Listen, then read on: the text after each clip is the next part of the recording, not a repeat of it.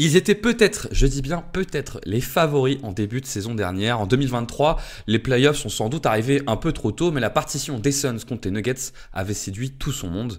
Un été plus tard, et Bradley Beal dans la besace, Kevin Durant et Devin Booker devaient devenir l'ogre de la conférence Ouest. Une année en deçà des attentes, ils se sont retrouvés face à une affreuse match-up en playoffs pour eux, les Minnesota Timberwolves, et ce qui a donné lieu à une élimination au premier tour des playoffs, vous le savez. Mais aujourd'hui, on vous propose de revenir sur l'association entre Kevin Durant et Devin Booker, ce qui a marché, ce qui a moins marché, ce qu'on aimerait voir. Bienvenue dans Beyond the Hoops, le podcast de Q-Basket.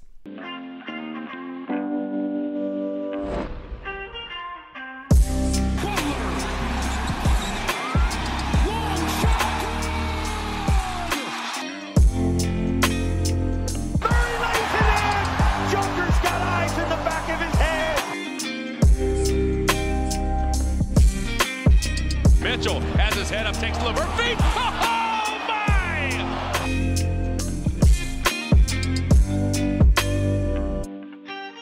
Bon, on va donc vous parler des Phoenix Suns et pour l'occasion, on accueille Greg de Valley Hoops et du roster. Salut Greg, ça va ? Mais ça va très bien et vous-même ? Bah écoute, toujours content de pouvoir parler de cette équipe. Je pense qu'en fait, c'est une des équipes dont on a le plus parlé cette année. On en avait parlé avec toi d'ailleurs dans un épisode au cours de l'année. Qui était très cool, et on s'était dit que pour parler de Phoenix, le mieux c'était quand même de vous convier parce que vous avez toujours ce regard sur l'ensemble de la saison, là, ce regard très quali sur ce qui s'est passé, et c'était l'idée que vous puissiez nous accompagner là-dessus. Donc c'est grave cool que tu aies accepté de venir, et puis on va pouvoir parler de tout ça. Et pour vous accompagner, je crois que vous l'avez compris, parce qu'à chaque fois qu'on parle des Suns, il est là, on accueille Jérém, le boss de Q-Basket. Salut Jérém. Ouais, salut. Bah écoute, non, en fait, j'étais pas là, je crois, au podcast de pendant la saison. On avait fait d'avant-saison, j'étais très très chaud sur les previews. On avait fait un épisode sur Twitch pendant les previews avec toi, Greg et N5. Moi, j'avoue que après, j'en ai moins parlé parce que j'ai été un petit peu déçu de la saison des Suns et je suis un peu resté sur ma faim, sur les attentes que j'avais à l'origine de la saison. Mais justement, ça va être l'occasion d'en rediscuter et puis de se reprojeter potentiellement dans la saison qui arrive, quoi. Ouais, c'est vrai que c'était une saison un peu étonnante. Moi, je sais pas vous, mais moi, en début de saison dernière, j'ai eu l'impression que pour beaucoup, c'était presque les favoris derrière Denver, non ? Oui, d'une certaine façon, il y avait en tout cas un statut de contender avéré. Et puis quand tu pètes comme ça la seconde apron et que tu recrutes un joueur du calibre de Bradley Beal, puisque pour se souvenir, Bradley Beal, c'était quand même un joueur d'un sacré calibre à l'époque où il arrive de Washington, quand même il traînait un petit passif de blessure. C'est sûr que tu montres des ambitions qui sont très hautes. Et je pense que on s'est tous jetés dans ce que ces ambitions envoyaient comme message, quoi. C'est-à-dire, on a des prétentions de titre, on veut gagner maintenant. On avait Matisse Bia qui était très actif dans sa communication pour faire savoir à tout le monde qu'on voulait absolument gagner une bague le plus vite possible. Donc forcément, Devin Booker, Bradley Beal et Kevin Durant sur un terrain de basket, tu te dis, cette équipe a des prétentions. Et effectivement, on les mettait derrière Denver. La NBA, avec son lot de surprises habituelles, nous a montré que Denver et les Suns n'étaient pas à la hauteur de Oklahoma City, des Wolves et des Mavs. Donc voilà l'histoire récente de ces deux équipes qui se croisent encore. Toi, tu dis, Jérém, que tu as été un peu déçu là par leur année ? En vrai, bon, on va en parler, mais moi je pensais qu'il y avait une clé dans la saison qui était Bradley Beal. Et déjà, il manque 30 matchs dans la saison. J'ai pas eu l'impression qu'il était à 100% quand il était là. Et du coup, j'ai l'impression qu'un peu toutes les idées qu'on avait pu se faire sur les Suns, on en a vu une version autre. Alors peut-être qu'en vrai, même s'il avait été en forme et même s'il avait été là, ça aurait pas du tout ressemblé à ce qu'on pouvait imaginer. D'autant qu'il y a des choix qui ont été faits qui semblaient montrer que l'organisation de l'équipe allait plus autour de Devin Booker que de Bradley Beal. Ouais. Mais pour autant, la sensation que c'est pas le produit fini qu'on a eu. Après, dans tous les cas, on voyait que c'était une équipe qui avait quand même des lacunes au début de la saison et on attendait beaucoup la trade deadline pour savoir si elle allait réussir à les combler. Donc avoir le produit avec un nouveau coach, mais c'est vrai que en tout cas, ouais, c'était pas ce qu'on avait pressenti, quoi. On s'est dit qu'on allait vous faire en fait un petit récap de la saison dernière. On en a parlé un petit peu pendant les playoffs, mais l'idée c'est de revenir un peu là-dessus. Voilà, on voulait trouver un angle pour parler des Suns, mais l'idée c'est de parler des Suns au global, donc on va se focus un peu plus sur Devin Booker et Kevin Durant dans un premier temps, parce que c'est la thématique et qu'on pense que leur association elle est quand même au cœur de ce qui est censé se passer pour les Suns. Du coup, dans un premier temps, on va revenir un peu sur la saison de Booker et la saison de Kevin Durant. Et après, on va se projeter sur leur relation, sur ce qui aurait pu fonctionner différemment dans leur relation, sur l'apport aussi des autres joueurs, sur l'apport de Budenholzer qui va venir et des nouveaux joueurs qui arrivent. Et on va pouvoir faire le tour un peu de tout ça. Ça vous va les gars? On part là-dessus? Ouais, c'est parfait, c'est parfait. Allez. Eh ben, commençons par la star de l'équipe. Ah, c'est presque la première question, c'est qui la star de l'équipe? Bol bol. Bol, ouais, effectivement. Non, commençons par la star de l'équipe, le meilleur joueur de cette équipe. Là, je prends presque position, mais Devin Booker. Greg, est-ce que tu peux nous parler un petit peu de la saison de Devin Booker, à quoi elle a ressemblé et quel a été son rôle cette année? Elle a ressemblé à des montagnes russes quand tu Ouais. fais le bilan, parce que Devin Booker est monté très très très haut, notamment au mois de janvier où il est carrément top 3, top 4 contender MVP. À ce moment-là de la saison, il tourne en 30 points, 6 passes, 4 rebonds je crois, il est à 60% d'adresse et à 40% à 3 points. Il est dépositaire du jeu des Suns, il est créateur principal pour les autres, il est créateur pour lui-même à un niveau tellement énorme que en fin de saison, c'est le créateur pour lui-même le plus efficace de la ligue selon B-Ball Index devant Luka Doncic. Donc on est vraiment sur un pic de forme de Devin Booker pendant la saison qui est niveau MVP réellement. On est sur, je- on est sur ce mois-ci, juste pour compléter ce que tu dis, sur 30 Ouais. points, 6,3 passes et à 53% au tir, 40% à 3 points. Et quasiment sans Ouais, perte de ballon. 53% au tir, hein, pardon, pas 60. 60 c'est le true shooting. Ouais. Je suis désolé. On est en dessous des Euh, 3 pertes de balles en plus. Donc, Ouais, c'est ça. Non, non, c'est vraiment le mois où il est sur un nuage. C'est le Devin Booker des playoffs 2023. C'est le Devin Booker inarrêtable et c'est le Devin Booker franchise player des Suns qu'on adore. Et puis ensuite, après le All-Star Game, il y a des difficultés qui commencent à apparaître. Il y a une petite blessure de Bradley Beal.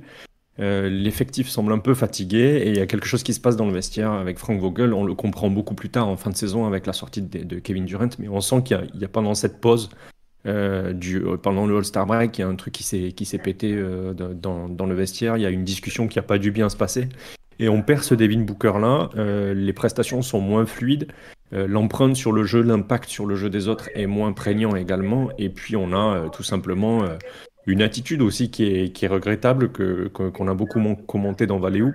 On lui trouve un manque de leadership, on lui trouve un manque d'entrain sur le calendrier et sur les matchs qui se présentent aux Suns. Et on se dit en arrivée en playoff que ça va être très très difficile d'être bon devant les Wolves, quand bien même la match-up sur le papier semblait favorable dans les yeux de tous les observateurs, quoi.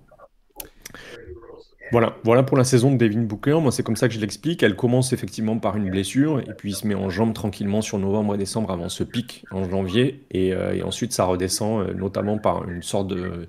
Enfin, de l'extérieur, c'est impalpable, hein, tu vois. Dans les statistiques, c'est difficile à expliquer, mais il y a une espèce de baisse baisse de régime, quoi, de baisse de motivation et de régime. alors effectivement, ouais, je suis d'accord avec toi, Greg. Il y a un peu plusieurs saisons dans la saison de Devin Booker. Jérém, je vais te proposer aussi de dire un peu ce que tu as pensé de sa saison, mais c'est marrant parce que je trouve qu'il y a une lecture statistique sur sa saison et de productivité qui peut être très positive, alors que moi, j'ai globalement pas aimé sa saison. En fait, ouais. je pense que sa saison, elle est positive juste parce que le joueur est extraordinaire, et que c'est un joueur extraordinaire, mais j'ai pas du tout aimé la bascule qu'a opéré Vogel. Je trouve que Monty Williams s'est chargé d'en faire un joueur, tu vois, de jeu de 1, 2, 3 dribbles très très efficace et qui est capable de débloquer aussi du pick and roll. Mais là, bon, en fait, hein, l'histoire de cette saison, c'est qu'on s'attendait à ce que Bradley Beal soit le meneur de jeu de cette équipe. Il est blessé en début de saison. C'est Devin Booker qui récupère ce rôle. Et alors, ils ont alterné un peu dans la saison. Il y a eu différents temps. Des temps où c'était Booker en meneur de jeu. Je trouve qu'il y a eu un moment aussi vers la mi-année où Bradley Beal a repris le poste de meneur de jeu. Mais moi, j'ai pas du tout aimé le projet derrière le fait d'aller transformer Devin Booker en un meneur de jeu. Je sais pas ce que t'en penses, toi, Greg, mais moi, j'ai pas du tout aimé ce projet, tu vois. En fait, c'est un projet dont on était sûr dans la fanbase que Devin Booker était capable de le mener. Maintenant, je pense que quand Frank Vogel est arrivé et qu'il a annoncé Bradley Beal comme meneur de jeu de l'équipe, j'ai l'impression qu'il y a eu un sursaut d'orgueil chez Devin Booker qui s'est dit, c'est moi le dépositaire du jeu des Suns, c'est moi qui vais avoir la balle. Bradley Beal est un scoreur créateur pour lui-même de très haut niveau. S'il a trop la balle, je vais pas en avoir assez. J'ai l'impression, de l'extérieur, après tout ce qui s'est passé dans la saison, tout ce qui a été dit, tout ce qui est sorti du vestiaire, que c'est ce que Devin Booker a pensé. Je me trompe sans doute, j'espère me tromper en tout cas. Mais j'ai l'impression que c'est ce qui s'est passé. Et donc Devin Booker a pris ce rôle de meneur du vestiaire et l'a mis sur le terrain. Et effectivement, je pense que ça s'est pas si bien passé que ça pour lui à ce poste-là. On l'a vu avec Team USA, il est meilleur dans un autre rôle. C'est aussi sa formation à Kentucky, ce rôle de joueur off-ball qui récupère le ballon et qui en un ou deux dribbles trouve des solutions pour lui ou pour les autres. Et c'est d'ailleurs ce que les Suns vont sans doute faire l'an prochain avec Budenholzer, on en reparlera. Et Bradley Beal a repris ce rôle, je pense, par la poigne de Vogel en fin de saison. Vogel, à mon avis, a essayé de s'imposer et a dit non, c'est Bradley Beal le dépositaire du jeu. Et effectivement, sur le dernier tiers ou sur le dernier mois de compétition, on voit davantage Bradley Beal au pilotage de ce que fait l'équipe sur le terrain. Mais ça n'a pas fonctionné. On l'a vu sur le chiffre abyssal des turnovers de l'équipe. Kevin Durant a donné beaucoup de ballons à l'équipe adverse, mais Devin Booker aussi, Bradley Beal aussi. Et on s'est aperçu que si l'équipe ne manquait pas de playmaking, ce qu'on avait dit d'ailleurs en preview sur Twitch avec N5 et Jérém, on avait dit, enfin en tout cas je m'en étais occupé, on avait dit l'équipe ne va pas manquer de playmaking. Le playmaking sera assuré dans les Suns de Bradley Beal et de Devin Booker sans aucun problème. En revanche, la conservation de balles lors des remontées, ça c'est plus compliqué. Ça s'est vraiment montré compliqué. Et je pense que c'est moi ce qui m'a pas fait aimer la saison de Devin Booker au même titre que sa perte de motivation et que son absence de leadership sur la fin de saison. C'est quoi ton Mais je pense ressenti? que Jérém va vouloir, Ouais, c'est quoi ton Jérém va ressenti, vouloir aller un peu là-dessus, plus loin, ouais. Ouais. Ouais, bah, moi, mon ressenti, c'était qu'effectivement, quand on avait parlé des Suns l'année dernière, moi, mon truc, c'est de dire, effectivement, ok, niveau playmaking, ils sont pas à poil du tout. Il y avait beaucoup de gens qui étaient contre cette idée d'équipe sans meneur, mais moi, quand la saison a démarré, j'avais pas trop de doute qu'en fait, le dépositaire du jeu, ça devait être Bradley Beal. Et une des raisons qui expliquait ça, pour moi, hein, c'est le fait que bah, c'était clairement le meilleur joueur des trois dans l'attaque du cercle. Et donc, c'est celui qui allait forcément créer le plus de chaos dans la défense. Et on avait vu qu'en plus de ça, Bradley Beal, c'est pas un joueur qui est absent niveau passing skills, quoi. Et c'est vrai que la prise de pouvoir de Devin Booker, moi, au début, je me suis dit, bon, bah, c'est une version un peu intermédiaire des Suns parce que Bradley Beal est blessé et sûrement que ça va se mettre en place après. Mais en fait, c'est arrivé très, très tard. Et c'est vrai que Devin Booker, moi, je l'ai jamais vu comme un joueur qui est ball dominant, qui est capable d'avoir la balle à répétition dans le long cours du match. Et en plus, c'était quelque chose dont on pensait qu'il était derrière lui parce que on l'avait vu au tout début de sa carrière, il manquait de vrais meneurs à ses côtés, il avait dû prendre ce rôle-là et il n'était pas forcément naturel.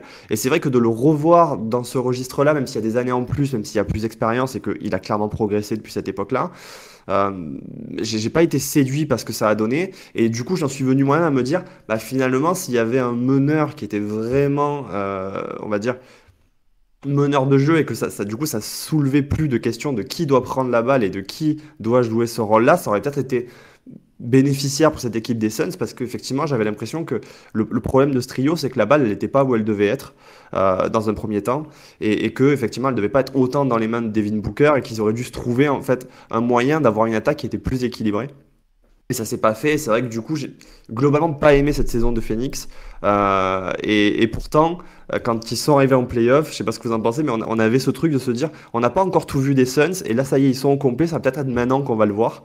Et finalement, les playoffs ont tourné très très court. Et finalement, c'est pas tellement une surprise en vrai. Non, c'est pas une surprise, mais ça nous a tous surpris quand même. C'est ça qui est terrible. Ça. C'est que, franchement, j'ai écouté un grand nombre de podcasts cette saison. Et je crois que tous les observateurs, que ce soit en France ou aux États-Unis, disaient que les Suns étaient la pire match-up pour les Wolves. Il s'est avéré que les Wolves étaient la pire match-up pour les Suns et que les Suns n'avaient clairement pas le fond de jeu et les recours nécessaires pour affronter les Wolves qui, eux, par contre, en avaient sur absolument tous les systèmes présentés par les Suns. Et je pense que ça a été surtout l'exemple notoire de l'échec de Frank Vogel dans ce vestiaire et avec cette équipe, quoi. De ne pas savoir quoi faire de Bradley Beal, de ne pas savoir quoi faire de Devin Booker, d'avoir un Kevin Durant qui refuse de faire des choses au service du collectif. Je pense que c'est effectivement un échec de coaching. Hein. Donc, j'en veux pas forcément beaucoup à Frank Vogel d'un point de vue personnel. Je pense qu'il a eu des bâtons dans les roues, et notamment de la part de Devin Booker et de Kevin Durant, mais c'est clairement un échec vogelien, quoi. Si on revient sur l'année de Devin Booker, hein, effectivement, on est sur une année...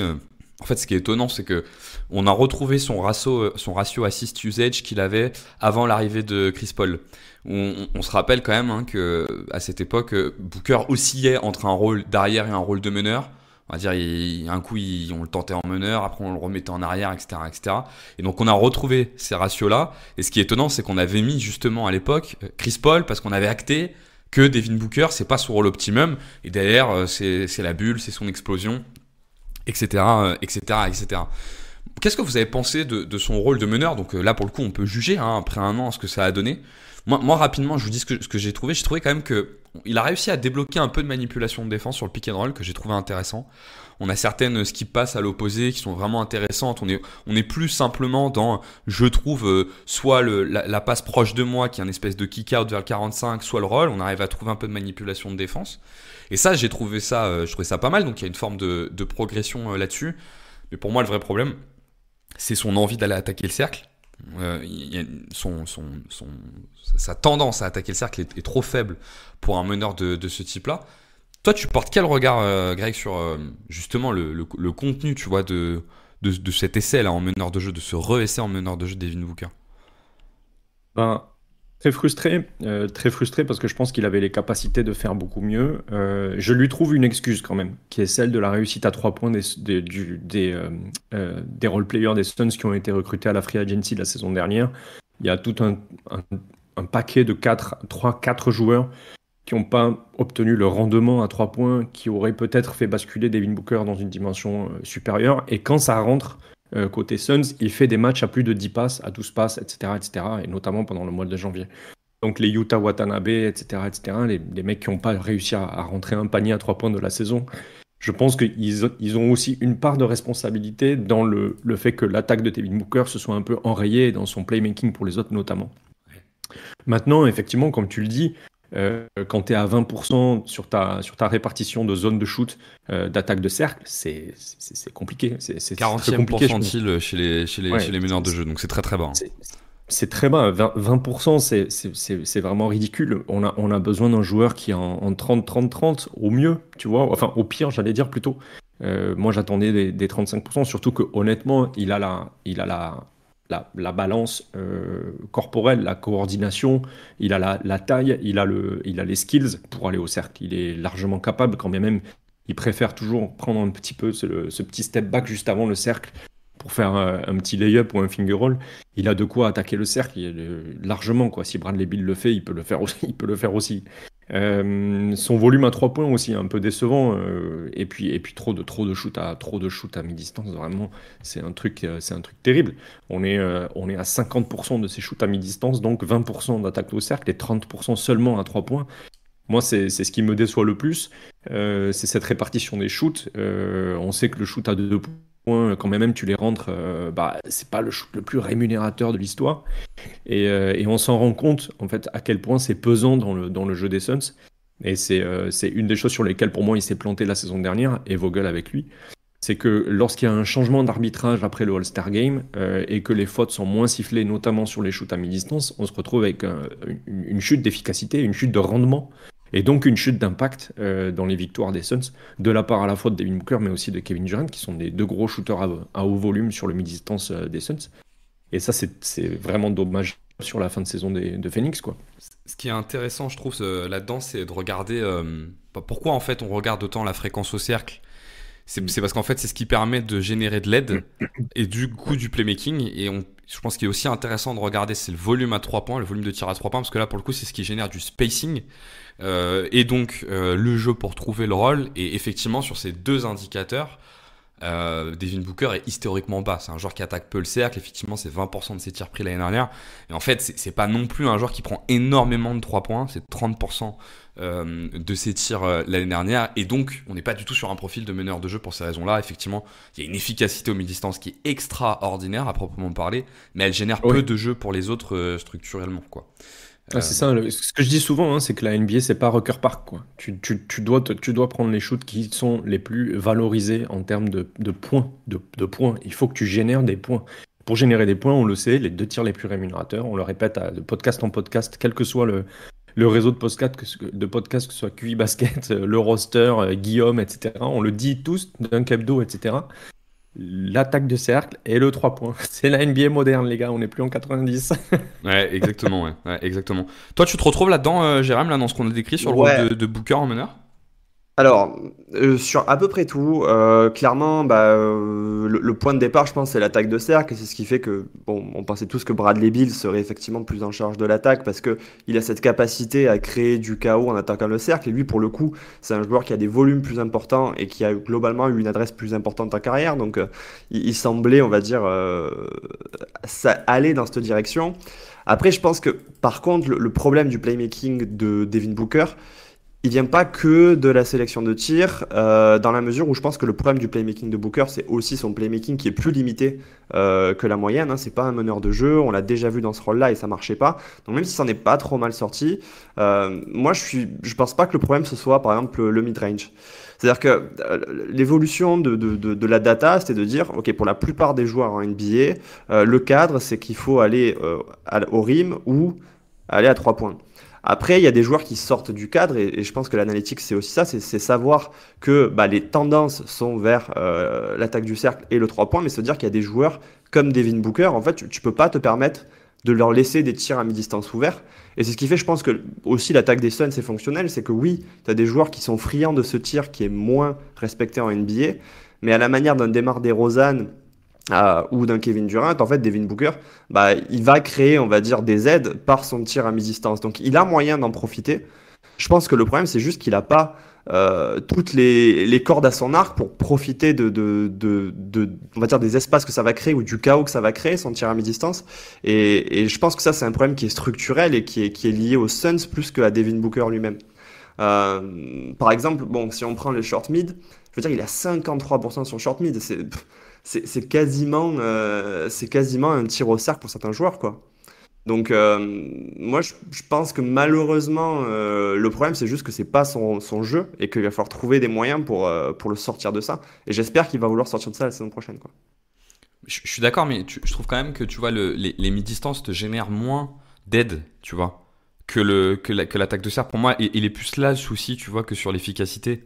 Et du coup, t'as raison, hein, après, c'est est-ce que ça développe le playmaking ou pas. Et tu as raison, il y a aussi beaucoup de séquences où il prend du mi-distance sur du pick and roll, donc de l'aide, il peut en avoir. Sur un mi-distance, sur un pick and roll, tu peux parfaitement avoir le pivot qui monte quand même. T'as peut-être pas forcément besoin d'aller au cercle. Mais ouais, je vois ce que tu veux dire. Juste pour rappel, hein, dans ce que tu dis, effectivement, l'attaque des Suns était quand même plutôt performante cette année. C'est la 9e attaque de la ligue. Alors après, on peut se poser une question sur est-ce que c'est performant ou non, étant donné que c'était une équipe complètement orientée sur l'attaque. C'est-à-dire que moi, je trouve que les Suns, cette saison, s'ils voulaient avoir une très bonne saison, ça passait par vraiment avoir une attaque élite de chez élite, parce que sur le terrain, ils ont peu de défenseurs. Donc, 9e, c'est plutôt bien, mais est-ce que c'est correspondant à ce qu'ils espéraient faire pour pouvoir faire une grosse saison ? Je me demande si c'est pas aussi un peu bas, et donc c'est pour ça qu'on essaye aussi de trouver un petit peu les raisons, quoi. Ouais, et par contre, ce que je trouve intéressant, c'est de se dire, est-ce que par rapport, on va dire, au régime de shoot qu'ils ont, que ce soit Bradley Beal, Kevin Ouais. Durant ou Devin Booker, est-ce que finalement, il y avait aussi les bons joueurs pour en profiter? Ils ont pris des scoreurs à 3 points, tu vois, mais par exemple, je me dis, est-ce qu'un joueur comme Nurkic, c'était le joueur idéal, en fait, pour bénéficier de la pression qu'ils mettent à mi-distance? Ou est-ce qu'il aurait mieux valu avoir un joueur qui soit plus, tu sais, un rim roller et qui va profiter en fait pour aller chercher du alley-oop, pour prendre du backdoor et être dans un registre beaucoup plus basique que Nurkic qui t'offrait, on va dire, du playmaking, mais avec des joueurs qui en avaient. Est-ce qu'ils en avaient vraiment besoin? Est-ce qu'ils en ont vraiment profité s'ils en avaient besoin, quoi? Non, absolument pas. Et là-dessus, je rebond. On va faire une micro-parenthèse Youssouf Nurkic. Mais Youssouf Nurkic, c'est top pour faire des passes. Mais quand il n'a pas le ballon en main, c'est un joueur qui est inutile en attaque. Sauf pour poser des écrans. C'est effectivement un des meilleurs en screen assist de la NBA. Très bien. Il y avait besoin quand tu as des créateurs comme Bradley Beal ou Devin Booker. Et je pense que ça a participé à faire progresser Devin Booker au pick and roll, ce que tu disais, Jérém, plus tôt. Mais clairement, Youssouf Nurkic, si ça n'a pas le ballon dans les mains, que ce soit pour des end-off ou des pistoles ou des passes pour servir les cuts, puisque les cuts sont générateurs de points, et particulièrement sur les Suns la saison dernière, qui sont une des meilleures équipes sur les cuts. Mais clairement, ouais, c'est le manque de verticalité de Youssouf Nurkic, le manque de 3 points a beaucoup fait défaut aux Suns, et particulièrement dans une série comme contre les Wolves, tu vois, on avait besoin d'avoir cette menace en roll ou d'avoir cette menace de spacing, de faire sortir Gobert de sa raquette, etc. Tu vois, et clairement, Nurkic n'a montré de capacité ni dans un rôle ni dans l'autre. C'est pour ça que J'ai milité pour avoir des mecs comme Daniel Theis qui sont à 35% au shoot à 3 points et qui donc peuvent en rentrer quelques-uns, ou Kelly Olynyk, tu vois, encore mieux. Ou au contraire, des mecs qui peuvent aller faire, disons, montrer de la verticalité près du cercle, comme Nick Richards. Et moi, c'était des choix cet été, là, sur lesquels je me serais volontiers positionné en échange de Youssouf Nurkic, mais ça s'est pas fait. Vraisemblablement, le front office préfère garder Youssouf Nurkic. Mais oui, petite parenthèse sur Nurkic, clairement pas le bon casting avec Booker en meneur. En tout cas, peut-être qu'avec Bradley Beal, bon, peut-être. Ça aurait été mieux si Bradley Beal avait eu un volume de ballon à jouer près du cercle plus haut. Peut-être, mais je suis pas certain là avec Booker en meneur de jeu. D'ailleurs, la réponse c'est on va faire venir Tyus Jones, quoi. Bon, on en discutera un petit peu plus tard. Sachant que peut-être que l'arrivée de Nurkic, elle n'était pas que offensive, elle était aussi défensive. C'est le problème de ces pivots qui stretch, c'est que les pivots qui stretch et qui sont bons sur le pick and roll défensif, ils coûtent très très très très cher. Et tu as peut-être un des trucs qui est sous-coté c'est un des trucs qui est sous-coté dans la saison des Suns, c'est leur efficacité générale en défense, leur capacité collective à être une bonne défense. Je crois que c'est la 11e défense de NBA la saison dernière. C'est correct. Moi, je les attendais entre la 10e et la 15e place, donc ils sont plutôt dans le haut. Ils sont 12e, ouais. On n'est pas loin. J'ai 11e, je crois que j'ai 11e chez Duncan Threes avec la défense ajustée. Ouais, on ne doit pas être fort. Moi, je suis on est sur proximité top 10, quoi. Ouais, c'est ça, ouais. Puis entre 10 et 15, honnêtement, c'est là où il fallait qu'il soit avec le matériel en question. Quand tu te tapes quand même une ligne 1, 2, 3, Bradley Beal, Devin Booker, Grayson Allen, tu te dis que tu vas quand même te faire ouvrir en NBA, tu vois. Et puis finalement, bon, Youssouf Nurkic et Kevin Durant ont fait du travail. Bradley Beal aussi, par séquence, a fait du très bon travail sur la défense. Mais la défense des Suns, ouais, c'est une des satisfactions de la saison dernière. Et clairement, on la doit, entre autres, à Youssouf Nurkic. On a un peu digressé effectivement sur Nurkic. Je vous propose qu'on se recentre sur notre cher Devin Booker, qu'on a pu quand même plutôt bien décrire, hein, sur son rôle de playmaker. Il est passé après au révélateur des playoffs. On n'a peut-être pas besoin d'y passer trop de temps, on en a déjà beaucoup parlé. Jérôme, je sais pas ce que tu en penses. Greg a soulevé ce premier point. Si on prend Devin Booker en playoff, pour moi, le premier point qui a été marquant sur Devin Booker, c'est la capacité à résister à la pression défensive sur le porteur de balle. Où il a vécu un enfer face à McDaniels et Anthony Edwards et parfois même Alexander Walker qui lui ont empêché d'aller initier les attaques. Et c'est là, je pense, on s'est rendu compte que Devin Booker n'est pas un meneur de jeu. C'est que ce travail-là est extrêmement consommateur pour lui, quoi. Ouais, et puis en fait, on a vu que c'était un peu le super pouvoir de ces Wolves-là, hein, dans les playoffs. Et je trouve que c'est peut-être un des faits les plus marquants de ces playoffs, cette capacité à mettre la pression de tout terrain et t'empêcher juste de remonter la balle et d'initier le jeu comme tu as l'habitude de le faire match après match. Donc c'est vrai qu'on a vu les Suns extrêmement frustrés offensivement, et il y avait de quoi, parce qu'en fait ils ont même pas pu vraiment poser leur jeu et poser leur attaque. C'est aussi un des risques de ne pas avoir vraiment de meneur de jeu, de métier qui a vraiment cette capacité à résister à la pression. Et je pense que plus globalement, ça rejoint le problème de playmaking qu'avaient ces Suns.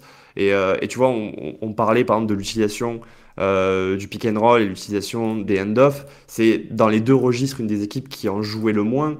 Et je trouve que c'est assez révélateur finalement du jeu un petit peu très d'isolation que ces Suns avaient, ou de ce côté on va initier le playmaking seul, et c'est particulièrement problématique dans la mesure où Devin Booker, c'est pas son jeu, et on le savait avant la saison. Et du coup c'est vrai que par exemple on s'est beaucoup dit avant la série, c'est pas grave, les Suns ils vont s'en sortir parce que ils vont abuser du mid-range là où les Wolves sont embêtés parce qu'ils dépendent du drop. Et en fait on a oublié qu'il manquait d'autonomie dans la capacité à créer du jeu, et que du coup la pression des Wolves allait beaucoup plus les embêter que ce que eux avaient à proposer dans le régime de tir ou tout autre avantage qu'ils auraient pu avoir, quoi. Greg, tu te retrouves là-dedans ?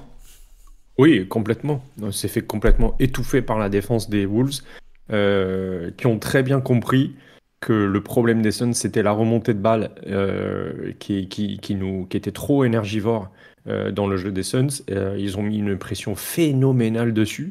Moi, je suis tombé complètement amoureux de Alexander Walker et de McDaniels sur cette série-là. Vraiment, le boulot a été énorme. Et en face, Anthony Edwards a rentré des shoots qui ne rentraient pas d'habitude pendant la saison, donc des pull-ups notamment à mid-range et à 3 points. C'est ça. Le match 1 pour moi est le match qui résume quasiment le mieux la série. On n'arrive à rien en attaque et les Wolves rentrent tout. Anthony Edwards rentre tout. Donc il n'y avait pas match, quoi. Il n'y avait clairement pas série, il n'y a pas eu match, il n'y a pas eu série, on n'a pas existé. Et surtout ça. Par contre, ça a eu le mérite de montrer les problèmes structurels profonds et réels de l'équipe. Et c'était entre guillemets salvateur. Ça a permis d'éjecter Frank Vogel assez vite. Du coup, de tirer la chasse d'eau sur les problèmes de vestiaire quelconques, de conserver les joueurs qui s'étaient montrés de valeur pendant la saison, donc Bol Bol, etc., parce que Bol Bol fait une très bonne deuxième moitié de saison.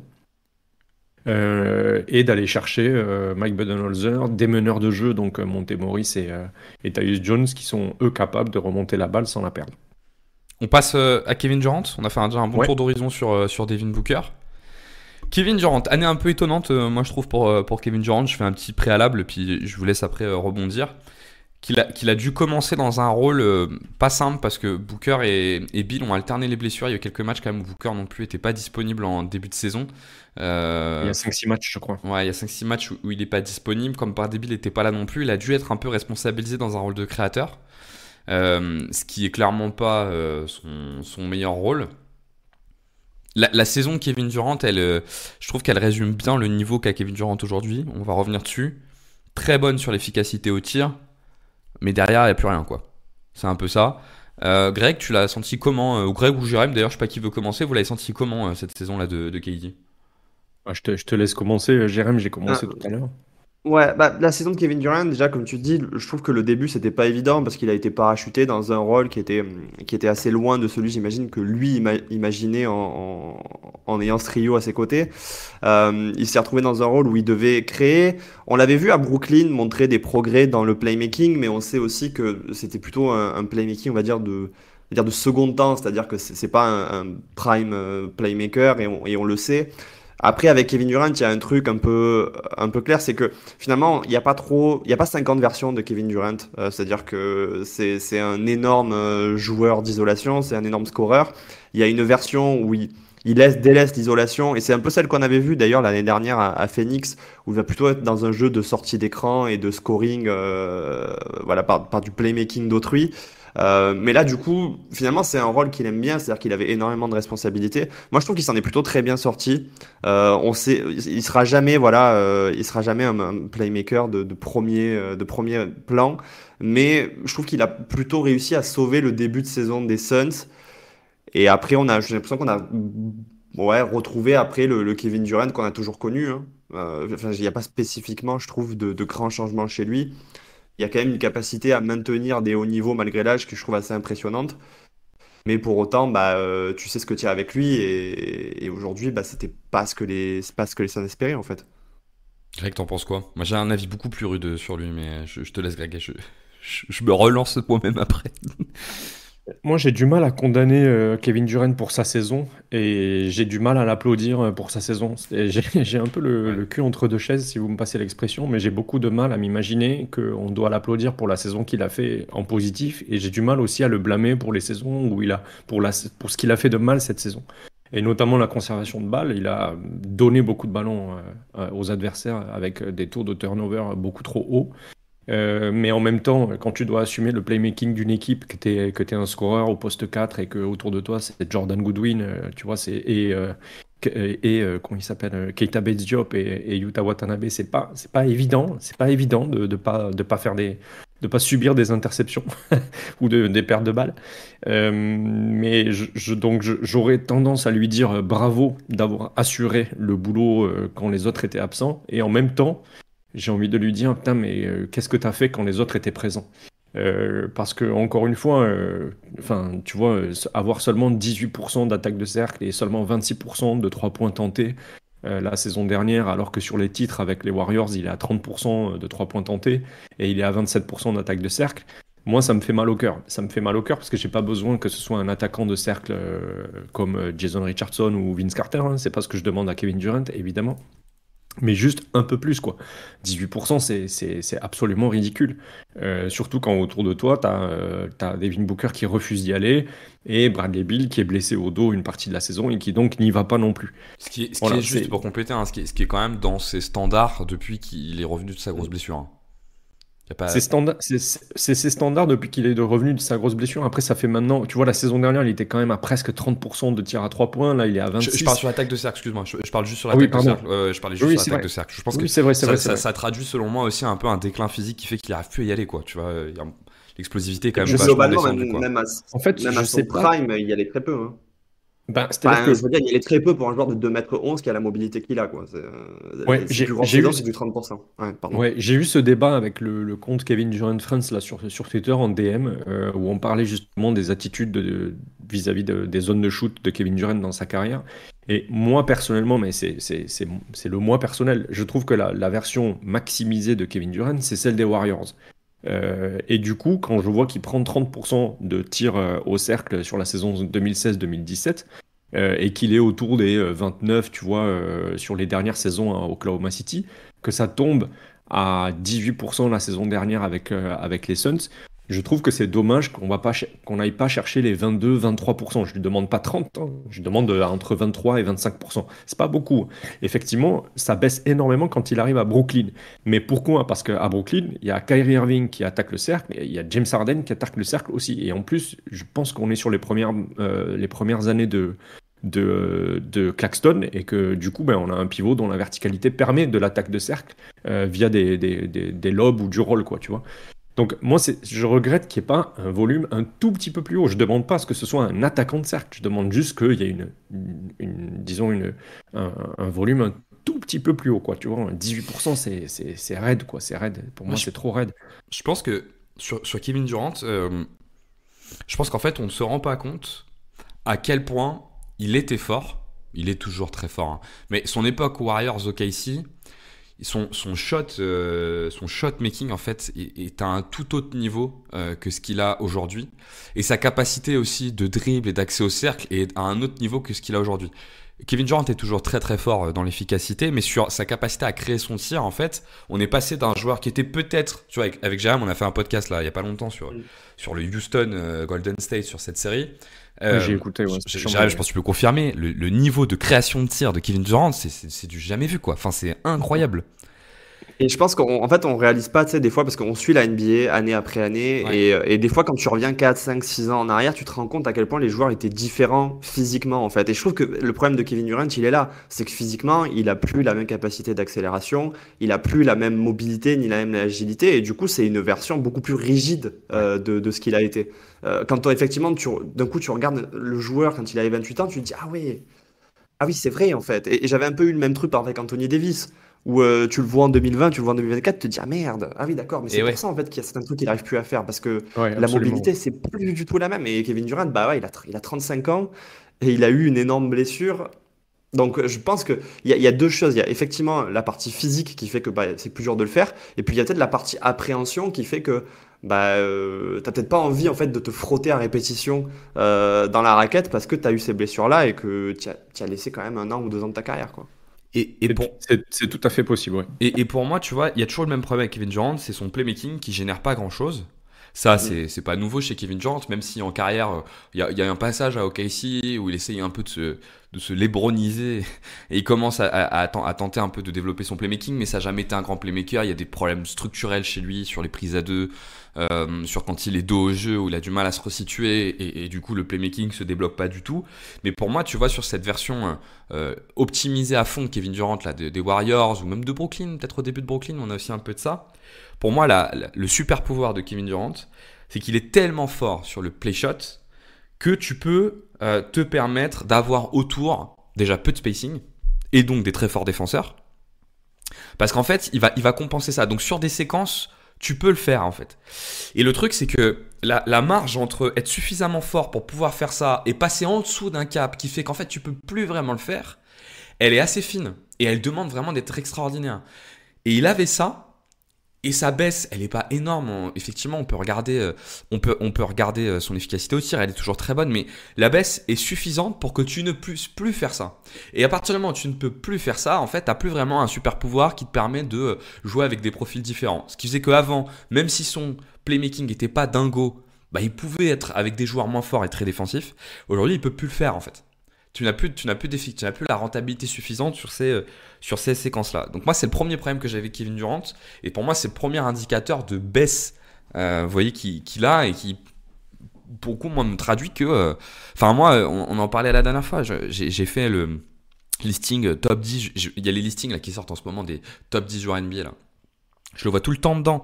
Mais moi, quand je fais la liste, je trouve 15 joueurs facilement en fait que je mets devant lui pour cette raison-là en fait, parce qu'il est devenu très unidimensionnel. C'est un peu ce que dit Jam, mais il est devenu très unidimensionnel. Je suis 100% d'accord avec vous sur le côté unidimensionnel, c'est très frustrant et j'espère vraiment que Budenholzer aura l'équation mathématique, puisque c'est un coach éminemment mathématique, aura l'équation mathématique qui permettra de résoudre l'optimisation de Kevin Durant la saison prochaine, parce que je pense qu'il faut le faire sortir de cette dimension unique et lui donner d'autres flèches pour son nouvel arc, quoi, parce que ça paraît être un nouveau joueur depuis qu'il est arrivé aux Suns. En tout cas, le trade aux Suns marque vraiment le début de la fin de Kevin Durant et donc de sa dernière version, de sa dernière évolution. Ça reste intéressant et je pense que c'est quelque chose qui peut se rentabiliser sur le terrain, surtout avec le matériel autour. Et je pense que l'explication que tu viens de donner par rapport au fait qu'il y ait besoin d'avoir des défenseurs élites à côté de lui, je pense que ça explique la draft de Dunn, de Ryan Dunn aux Suns, qui est le gros défenseur de la draft 2024 et qui vraisemblablement a le niveau pour déjà être un défenseur élite en NBA aujourd'hui, un peu à la façon d'un Ozar Thompson. Donc très bien, et en plus on re-signe Josh Okogie, qui est également un très bon défenseur, avec un format un peu plus petit, un peu plus difficile à optimiser. Mais donc effectivement on avait besoin de ce matos défensif et vraisemblablement on est allé le chercher. Donc peut-être que c'est lié au plan de Budenholzer pour optimiser Kevin Durant, quoi. C'est peut-être le dernier élément dont on doit parler sur la saison de Kevin Durant, c'est la défense, effectivement. Jérém, toi, tu penses quoi là, de la version 2023-2024 en défense de Kevin Durant? Moi, je sais qu'il y a eu pas mal de critiques. Je trouve qu'il est toujours vraiment pas mauvais pour son âge et pour la responsabilité offensive qu'il a dans ce rôle de, on va dire, peu rim protecteur, mais un peu mobile. Moi, je trouve qu'il apporte une forme de second rideau. Il y a dans la partie isolation, dans la partie un contre un, donc défense de un contre un, c'est beaucoup plus dur pour lui et ça se sent. Mais par contre, je veux dire, encore une fois, il a 36 ans, tu sais que tu as des compromis et je pense que les problèmes qu'on voit avec Kevin Durant, ils viennent surtout du fait que, en fait, tous les joueurs aujourd'hui des Suns proposent des compromis compliqués. Bon, Jusuf Nurkic, c'est un joueur qui est pareil, ne t'apporte pas vraiment ça. Donc je trouve que son combo avec Kevin Durant, il avait une forme de complément. Mais tous les role players des Suns, en fait, te mettent dans une situation où tu es obligé d'abandonner quelque chose pour en avoir un autre. Et du coup, quand on voyait arriver des Watanabe, des Rick Gordon, à l'inverse, quand on a un Josh Okogie qui lui est un trou offensif, j'ai l'impression que Kevin Durant là-dedans, c'est pas lui en fait qui est censé répondre à ces questions-là aujourd'hui. Et malheureusement, on lui demanderait presque à 36 ans d'être un des meilleurs défenseurs des Suns. Je trouve pas sa version mauvaise cette saison. Moi, je m'attendais pas à beaucoup mieux. Je sais pas vous, mais enfin, peut-être que moi qui ai des attentes qui sont plus basses que la moyenne, hein. Non, pour moi, il a répondu présent de manière inattendue. En défense, je le voyais pas du tout. Je me voyais pas du tout faire des blagues sur le fait qu'il était contender Depoy cette saison. J'ai fait un ou deux tweets en disant Kevin Durant Depoy cette saison. C'est évidemment capillotracté, mais honnêtement, il a un vrai casier. En tout cas, il n'est pas en dehors du top 20 en défense cette saison en NBA, je pense, hein. Il est vraiment très très précieux sur les aides. Il a effectivement une bonne dissuasion sur la verticalité. Il utilise très bien son corps dans la verticalité. Comme tu l'as dit, c'est plus difficile pour lui sur l'horizontalité et les déplacements latéraux. Mais parce que sans doute sa blessure, le handicap et son absence de mobilité l'handicap là-dessus. Mais il y a eu de très très bonnes séquences défensives avec lui et Bol Bol notamment quand ils étaient tous les deux sur le terrain. Et c'était top. Et puis son entente défensive avec Jusuf Nurkic a très bien fonctionné aussi. Donc non, moi je suis plutôt très satisfait du rendement de Kevin Durant en défense. que j'attendais pas à ce niveau et qui est effectivement pas celui d'un, je sais pas moi, d'un Dikembe Mutombo Prime, mais c'est pas non plus ce qu'on lui demande, surtout à un joueur qui plante 27 points par match, quoi. Moi, je trouve que, effectivement, et là, je pense qu'on en parlera après sur la façon dont Budenholzer peut l'utiliser, parce que là, on peut imaginer plus d'inventivité de la part de Frank Vogel. Effectivement, dans son rôle de rim protecteur, il est intéressant. De toute façon, il est tellement long et tellement grand que forcément, il est dissuasif, quoi. Enfin, là, ça c'est des atouts physiques qu'il gardera toujours. Mais je trouve que la vraie question, c'est dans quelle mesure il est possible dans cet effectif de le mettre dans un rôle de rim protecteur. Pourquoi ? Parce que si on prend l'exemple par exemple de la série contre Minnesota, en fait il s'est fait cibler pour le coup. Il a commencé en défendant sur 4. Moi j'ai trouvé qu'il a vécu quand même un calvaire sur 4. Il n'arrivait pas du tout à le garder parce que 4 est trop puissant pour lui et c'est un calvaire pour beaucoup de monde. On aurait pu imaginer le mettre sur Gobert, mais le problème c'est que je pense qu'ils n'ont pas voulu mettre Nurkic sur 4 ou mettre un autre joueur sur 4 parce que ça aurait été problématique. Du coup après ils ont un peu bougé leur schéma et ils ont mis Kevin Durant sur McDaniels. Et là, de la même façon, sur McDaniels, il n'arrivait pas à le tenir parce que sur les accès en cut, sur le jeu en deux dribbles, il n'y arrive plus. Moi, je trouve vraiment que. En fait, on y revient un peu sur ce qu'on disait avant, mais il est unidimensionnel aussi sur ça, quoi. Il est devenu unidimensionnel aussi sur la défense. Tu ne peux plus t'en servir comme un rim protecteur.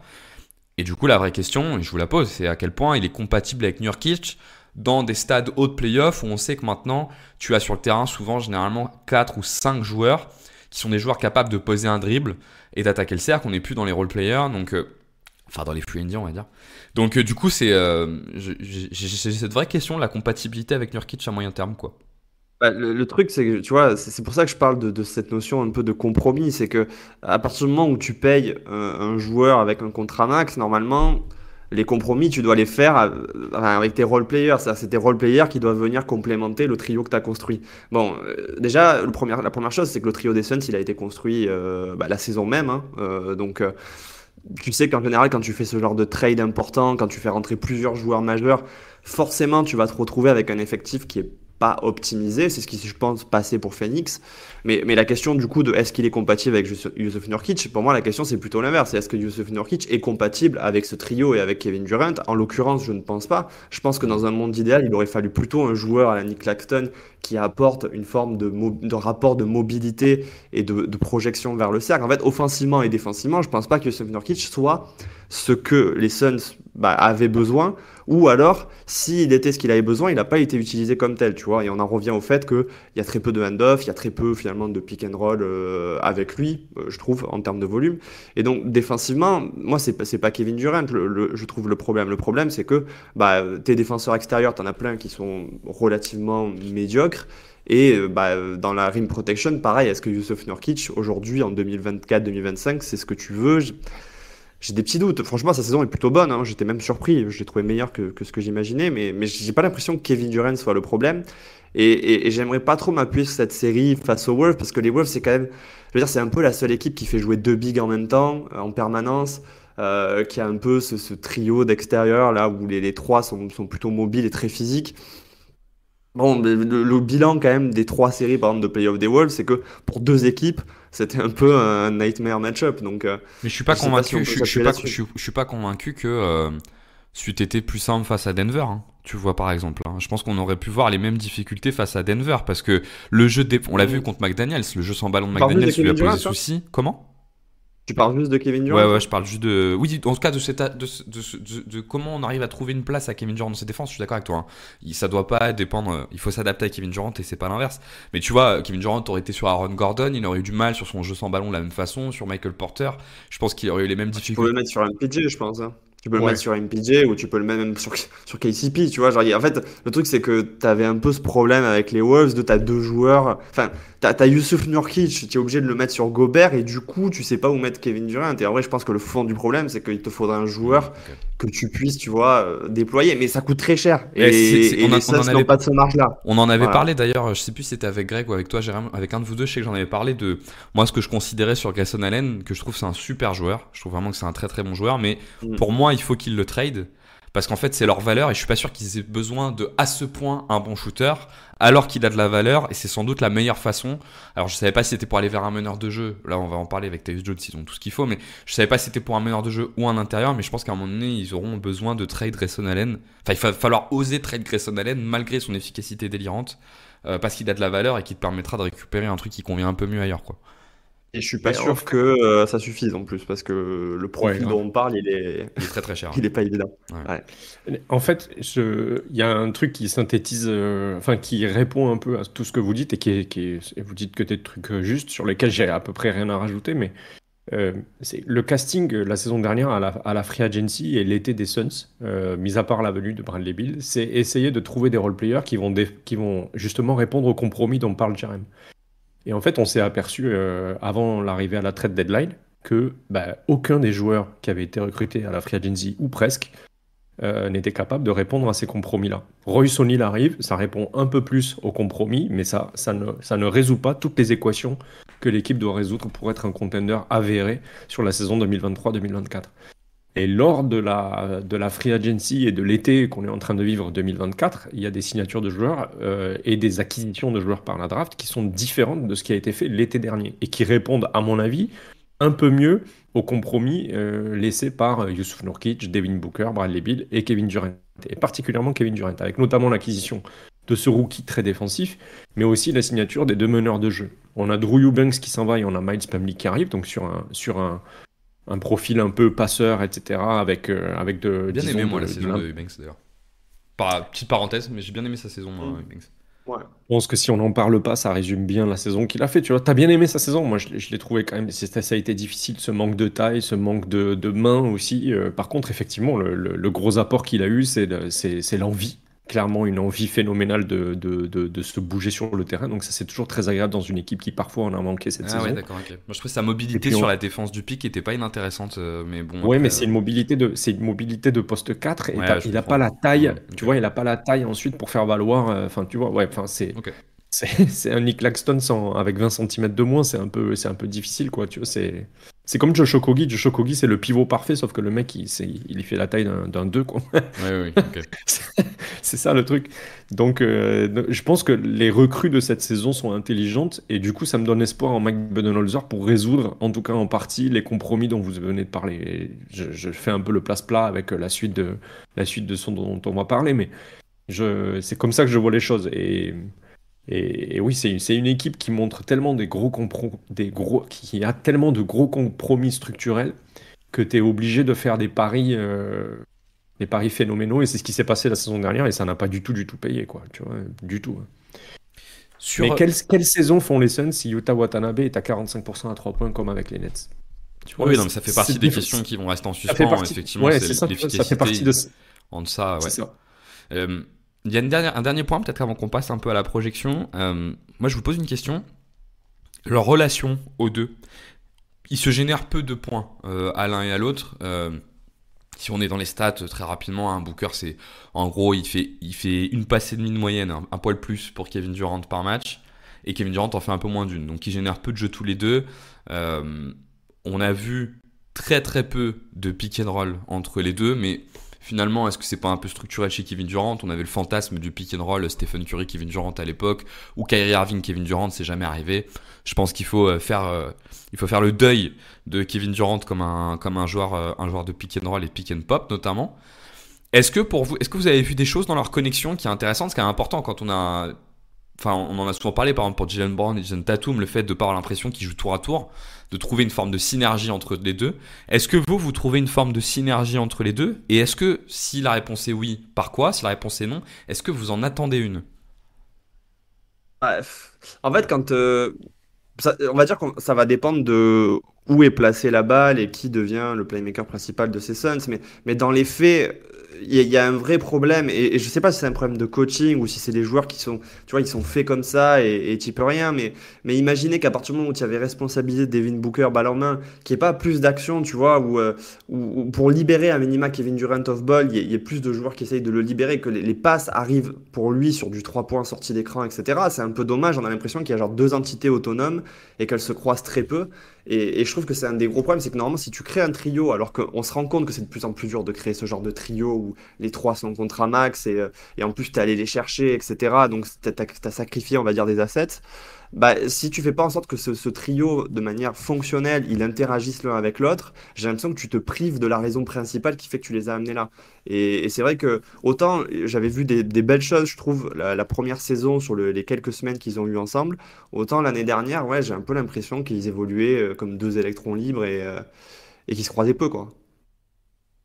Greg, tu le vois comment ce truc? Est-ce qu'on a besoin d'une connexion? Moi, C'est la deuxième c'est le partie de ma truc. question, c'est ce qu'il y en a besoin d'une après. Ouais, Ouais. en fait, c'est ça que je sais pas. Ce qui est sûr, c'est dans le réseau des passes des Suns, Devin Booker et Kevin Durant sont les deux centres de ce réseau-là. Mais effectivement, ça communique peu entre eux. Donc en gros, je crois que c'est Yusuf Nurkic qui est le troisième avec Bradley Beal. On peut imaginer qu'effectivement, c'est un peu les deux plaques tournantes du jeu dans la distribution des passes. Je pense que c'est un peu biaisé par le fait que Kevin Durant ait assuré une partie du playmaking sur les 15-20 premiers matchs de la saison. Donc il y a peut-être un biais de volume là-dessus. Mais ça rend compte un peu des dynamiques de ce qu'a essayé de faire Frank Vogel. À mon avis, je pense pas qu'il y ait une connexion dans le jeu entre Devin Booker et Kevin Durant. Par contre, il y a une vraie connexion, j'ai l'impression, sur la philosophie de vie, sur le style de vie que l'un et l'autre ont. C'est plutôt des joueurs qui sont taiseux sur leur vie privée, alors Kevin Durant est pour le coup pas du tout taiseux sur les réseaux sociaux, où Devin Booker l'est davantage. Mais j'ai l'impression que c'est deux joueurs plutôt animés par les mêmes choses dans le cadre privé. On sait qu'ils jouent beaucoup à Call of Duty ensemble, etc., etc. C'est des joueurs qui partagent des choses et qui sont contents vraisemblablement d'être à la fois dans la même ville pour vivre des choses en tant que potes. Ils sont partis en vacances ensemble après les Olympics. Et je pense qu'il y a une vraie connexion humaine entre eux. Euh, Kevin Durant a été un supporter de Devin Booker très tôt dans la saison. C'est lui qui a asséné en conférence de presse que Devin Booker était le point guard de l'équipe, etc., etc. Donc je pense qu'il y a une vraie connexion entre eux. Par contre, dans le jeu, je ne sais pas si c'est nécessaire. Je ne sais pas si c'est réellement nécessaire. Et j'ai envie presque de le comparer à un duo comme Giannis et Middleton, dont j'ai pas les statistiques d'ailleurs, mais est-ce qu'il y a une réelle connexion à la passe entre Giannis et Chris Middleton du côté des Bucks champions, par exemple? C'est un truc qui m'intéresserait bien de savoir. Mais je ne sais pas si c'est nécessaire d'avoir une connexion dans le réseau de jeu des Suns entre eux. Je sais pas. J'avoue que là-dessus, j'ai pas de réponse théorique, quoi. Pour Pour vous deux. rebondir sur le fait Attends, excuse-moi, pardon. Qu'il y ait une nécessité de connexion, je pense que tu peux gagner avec des joueurs qui sont pas connectés. Et on l'a vu cette saison, je veux dire, la connexion entre Jalen Brown et Jason Tatum, elle est, je trouve, quasi inexistante. Et donc, tu peux y arriver, c'est pas le souci. Mais j'ai l'impression que les Suns sont pas dans la même position où ils sont complets sur tous les postes et ils ont des two-way players partout, etc. Et donc, j'ai l'impression que si tu veux atteindre, on va dire, le niveau des équipes les plus fortes, il faut à un moment donné que genre, il y ait une forme de croissance exponentielle entre tes joueurs et que le trio, même Bill, Booker, Kevin Durant, interagissent pour créer quelque chose. Peut-être que j'ai tort, hein. Effectivement, c'est deux joueurs qui n'ont pas forcément le skill set qui est amené à se croiser. Mais je sais pas, effectivement, j'attendais peut-être un peu plus du duo, quoi. C'est pour vous Pour moi, donner.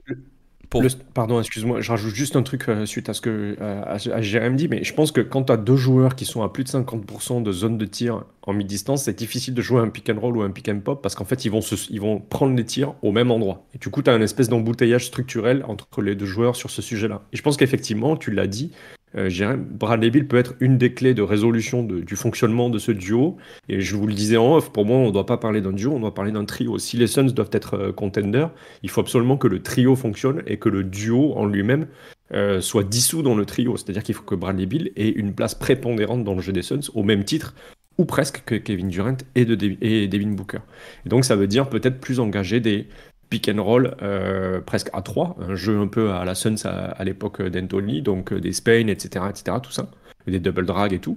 Et donc où on voit deux poseurs d'écran avec un petit, un grand, le grand étant Kevin Durant, et soit Bradley Beal pour Devin Booker, soit Devin Booker pour Bradley Beal. Et ensuite, tu as soit Devin Booker, soit Bradley Beal qui a l'option de ressortir vers le petit ou de jouer en pop avec Kevin Durant. Ça, c'est possible. Mais il faut que les trois jouent ensemble. Je vois pas comment deux joueurs à un aussi gros volume à mi-distance peuvent coexister dans un pick and roll de manière réellement efficace si t'as pas un troisième joueur qui s'insère dans la dynamique qui lui a davantage de velléité sur l'attaque de cercle. Juste pour revenir sur la connexion entre les deux, essayer de l'objectiver un petit peu, pour vous donner un ordre d'idée, Ouais. le volume et le pourcentage de passes faites par Kevin Durant et Devin Booker à l'un et à l'autre est supérieur à celui de LeBron James à Anthony Davis. Pour vous donner un ordre d'idée. C'est-à-dire qu'ils sont à peu près sur un quart de leurs passes. Donc Kevin Durant fait à peu près un quart de ses passes pour Devin Booker. Devin Booker fait à peu près un quart de ses passes pour Kevin Durant. LeBron James fait à peu près un cinquième de ses passes pour Anthony Davis.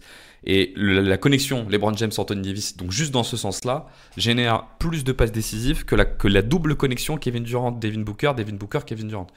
Pour essayer d'objectiver un peu ça. C'est-à-dire que c'est tout l'intérêt d'être capable de créer une connexion entre tes deux forts joueurs. On l'a vu en playoff par exemple dans l'exemple des Lakers, je pense que c'est un bon exemple, où en fait contre Denver ils ont réussi à vivre uniquement par le fait qu'ils aient une connexion entre leurs deux joueurs stars qui vient compenser tout le reste qu'ils n'ont pas, quoi.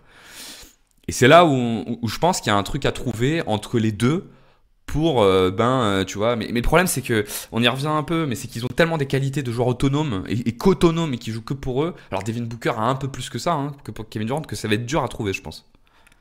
Ouais, et puis encore une fois. Naturellement, ils sont pas complémentaires en plus, surtout quoi. Tu vois, Non, oui, c'est l'exemple ça, de oui, c'est LeBron ça. et Anthony Davis, c'est qu'il y a un truc, on le savait quand le duo s'est créé, c'est genre, putain, le pick and roll qu'ils vont jouer à deux, il va être C'est phénoménal. phénoménal. Et on va voir quand Phénoménal. en playoff, bah, du coup, ils ont une équipe sur laquelle ils peuvent taper là-dessus, et c'était le cas contre Denver, ils pouvaient appuyer sur le pick and roll pour mettre Jokic en difficulté, forcément, ça génère énormément. C'est vrai qu'il n'y a pas, il y a pas de go-to-play, on va dire, entre Durant et Booker qui paraissent naturels, et puis même, allons plus loin, comme disait Greg, au final, c'est un trio, et aujourd'hui, enfin, cette saison, en tout cas, ils n'ont pas joué comme on pensait qu'ils allaient jouer, donc surtout peut-être que la solution, c'est pas est-ce que il faut qu'ils jouent comme on l'attendait, parce que c'est plus logique que Bradley Beal soit responsabilisé balle en main et que c'est peut-être lui qui va faire le lien, comme disait Greg, entre ce duo qui, effectivement, à la base, bah, t'as aucun vrai pur playmaker et de fait, bah, il y a aucun des deux qui peut profiter de l'autre parce que il y a Mais pas cette complémentarité-là, en fait. Je suis complètement d'accord et j'ajoute qu'un autre problème qui se rajoute à ça, c'est leur envie de jouer ensemble qui devient un problème. C'est-à-dire que leur niveau de connexion est extrêmement haut. En fait, faut se rendre compte que 25% des passes à l'un à l'autre, c'est énormissime. Pour ne rien générer, c'est qu'à un moment donné, tu as vraiment envie de te connecter. Reprenons une stat pour comparer, mais si on prend par exemple LeBron James, où là pour le coup, il y a des joueurs avec des stars avec lesquels il y a une connexion naturelle qui est moins évidente, quand il est aux Cavs, le pourcentage de passes qu'il donne à Kyrie Irving, c'est 17-18%, tu vois, sur les années où il est. Donc on est nettement en dessous. En fait, on est au niveau de Jar Smith. Et son premier objectif de passe, c'est Kevin Love. Le problème de Kevin Durant et de Devin Booker, c'est qu'ils jouent qu'entre eux, alors qu'ils génèrent rien l'un pour l'autre. Donc en fait, c'est des successions d'isolation, quoi. Et c'est ça, c'est comme il n'y a pas de connexion, en fait, je pense que dans ces passes-là, je ne sais pas si on pourrait avoir ces proportions-là, mais lesquelles sont juste, j'ai tenté j'ai tenté de générer quelque chose, j'ai pas généré, je te renvoie la balle, ça tombe pour générer quelque chose, tu vois. Probablement qu'il y en a un pourcentage important là-dedans, et effectivement, ça montre que il n'y a pas de connexion. Et un des enjeux, c'est d'essayer soit de trouver une solution à ça, mais je suis pas sûr qu'il y en ait, soit de la contourner. Et là, c'est à Mike Budenholzer de se dire comment. En fait, je rends ces joueurs plus créatifs sans forcément passer l'un par l'autre, quoi.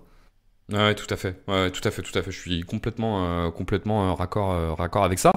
Alors, vous avez commencé à faire un pont là. On peut peut-être du coup en passer à ce pont. Qu'est-ce que vous attendez, vous, la saison prochaine? Donc, on rappelle le contexte. Le contexte des Suns est un petit peu particulier. Jérém l'a dit, quand on fait arriver des stars là, comme ils l'ont fait, on a des cas où l'équipe est déjà faite et en fait on fait un plugin et dès la première année c'est performant, mais effectivement souvent ce qui se passe c'est que la première année on n'arrive pas complètement à mettre les role players autour qu'on aimerait et il faut attendre la deuxième année pour avec un mash-up de la première et de la deuxième année arriver à une connexion globale qui est intéressante. Greg vous a présenté, il y a des arrivées de défenseurs là qui sont arrivés, qui sont venus complémenter. On a quand même une énorme arrivée à un montant assez hallucinant, c'est l'arrivée de Tyus Jones, on en reparlera, et l'arrivée de Mike Budenholzer. Greg, peut-être je peux te lancer, mais qu'est-ce que tu attends, toi, de la saison prochaine? Qu'est-ce que tu aimerais voir en plus et qu'est-ce que tu imagines voir arriver qui pourrait les aider? Je pense que c'est définir un rôle, enfin, à Devin Booker pour sa 10e année en saison, en NBA. C'est-à-dire qu'on est vraiment la version finale de Devin Booker, la version Terminator. Une optimisation, je pense que s'il y a un coach qui peut le faire, parce que c'est un coach qui a beaucoup su optimiser les joueurs qu'il avait, y compris des joueurs au profil très particulier. Et je trouve que Devin Booker a un profil très particulier, c'est qu'il est extrêmement bon à beaucoup de choses, mais il est jamais le meilleur dans un des trucs qu'il fait. J'ai très envie de voir Mike Budenholzer trouver la version de Devin Booker qui fait passer un cap aux Suns et qui les rend véritablement contenders. Parce que pour moi, aujourd'hui, c'est des pretenders, c'est des gens qui prétendent avoir des ambitions pour le titre, mais je les vois pas contenders comme d'autres équipes peuvent l'être, notamment Dallas avec la saison qu'ils ont faite l'an dernier, plus les recrues qu'ils ont eues pendant l'été et qui sont extrêmement qualitatives, ou les Celtics avec la continuité d'effectifs qu'ils ont. Donc je vois pas les Suns faire partir de ce tiers-là. Donc j'attends de Mike Budenholzer qui sache utiliser Devin Booker. Moi j'aimerais beaucoup que ça ressemble à l'utilisation que Steve Kerr en a fait lors des Jeux Olympiques. Donc une utilisation avec beaucoup de jeux off-ball et un tout petit peu de decision-making quand le tir devient contesté. Il a montré qu'il était capable de le faire à un niveau que moi j'ai trouvé hallucinant pendant les Jeux Olympiques. Il a montré aussi qu'il était capable de le faire en playoff 2023. Oui, ce que j'allais dire, tu vois, mais c'est pas une question piège, hein, mais tu vois une différence entre son utilisation avec Team USA et son utilisation sous Monty Williams ou pas? Ou pour toi c'est la même chose? Je vois une épuration de tous les parasites Encore un peu de épuré. playmaking, Ok. parce qu'autour de toi, tu n'as que des stars. Donc évidemment que jouer off-ball, c'est beaucoup plus facile quand tu as des leaders comme Steph Curry, des porteurs de balles comme LeBron James, etc. Évidemment, c'est plus facile. Ok. Mais clairement, tu vois ce côté shooting guard de Kentucky qui circule très bien off-ball. C'est un truc qu'il sait faire et qui sait faire à très haut niveau, et j'ai envie de le voir là-bas. Moi, il y a une image que j'utilise beaucoup, et j'en ai discuté, je crois, avec Guillaume du Basket Lab quand on a fait le bilan des Suns. C'est l'image d'une sorte de Chris Middleton prime, mais poussé à un niveau supérieur, parce que je pense que fondamentalement, Devin Booker est un meilleur joueur que Chris Middleton. Mais j'aime beaucoup Chris Middleton, et je trouve qu'il a été extrêmement précieux à son prime pour les Bucks. Et du coup, j'aimerais voir une version Devin Booker, Chris Middleton, mais poussée au curseur du talent de Devin Booker. C'est l'idée que je me fais de la saison idéale de Devin Booker. Je peux me tromper parce que je suis ni un coach NBA, ni un fin stratège, mais c'est la version que j'imagine. C'est ce que j'ai envie de voir de la part de Mike Budenholzer. En tout cas, c'est la première chose de la liste. Jérém. Je peux faire l'enfoiré. En fait, je pense que j'y crois pas trop en fait à ta version idéalisée de Devin Booker, En blague. parce que tu l'as dit. Alors, en fait, la version idéalisée de Devin Booker, c'est il y a tellement de bons playmakers autour que finalement il fait du playmaking que quand ça arrive en bout de course, en bout de course de possession. Et malheureusement, quand on regarde l'effectif des Suns cette année, ils ont amené du playmaking, mais j'ai quand même l'impression qu'ils ont amené des joueurs qui vont pas être titularisés ou qui vont être plutôt des joueurs qui vont rentrer un peu dans un second temps. Et donc j'ai l'impression que la version très off-ball de Devin Booker, qui est finalement la meilleure, tu peux pas l'avoir en NBA, ou alors il faut avoir, je sais pas, Chris Paul par exemple, quoi. Et je sais, Tyus en fait, j'ai l'impression Jones, que... Tyus Jones a un verrou de place de titulaire. C'est dans son contrat, il est titulaire la Ok. saison prochaine. C'est ce qui lui a été Ok. promis, et c'est pour ça qu'il a signé aussi bas. Ouais. Mais Ok. après, Parce Tyus que- Jones n'est pas Chris Paul. Là-dessus, Voilà, on est d'accord. c'est qu'en fait, ce qui est marrant, je trouve, dans les recrutements qu'ils ont fait, c'est que on disait qu'il y a un problème de playmaking, et ils ont amené deux des meneurs qui sont les plus propres balles en main de la NBA. Bon, à la base, c'est des joueurs qui ont plutôt été remplaçants. On a vu monter Maurice titulaire, par exemple, une saison, mais c'est pas leur rôle dans lequel on les a vus grandir en NBA. Mais je pense pas en tout cas, un des deux soit assez fort et assez autonome offensivement pour générer tellement que Devin Booker va être dans son rôle de second créateur, uniquement scoreur.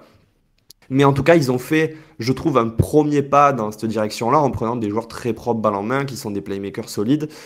Malheureusement, voilà, je pense qu'il faut un joueur en fait du même niveau que lui, qui soit sur le poste de meneur pour avoir cette version de Devin Booker là. Mais ce qui ressort quand même, j'ai l'impression, c'est que l'équipe s'est vraiment orientée playmaking. Je pense que ce qu'on peut imaginer avec Mike Budenholzer, au-delà de la responsabilisation de ces meneurs là et donc d'une sortie juste du duo Bradley Beal, Devin Booker, balle en main, c'est que on va, je pense, voir plus de choses avec Jusuf Nurkic. Je pense qu'à la base, c'était l'idée quand ils ont créé cet effectif de voir plus de pick and roll, voire même plus de hand-off. Je trouve le hand-off, c'est pas un truc qui est très utilisé en NBA, à part chez les Kings, mais c'était 4% de leur possession l'année dernière, ce qui est très très peu.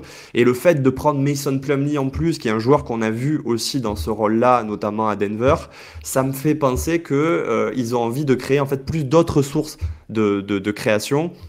Et ça passe par ces deux meneurs qui sont arrivés, ça passe par l'ajout de ce pivot-là.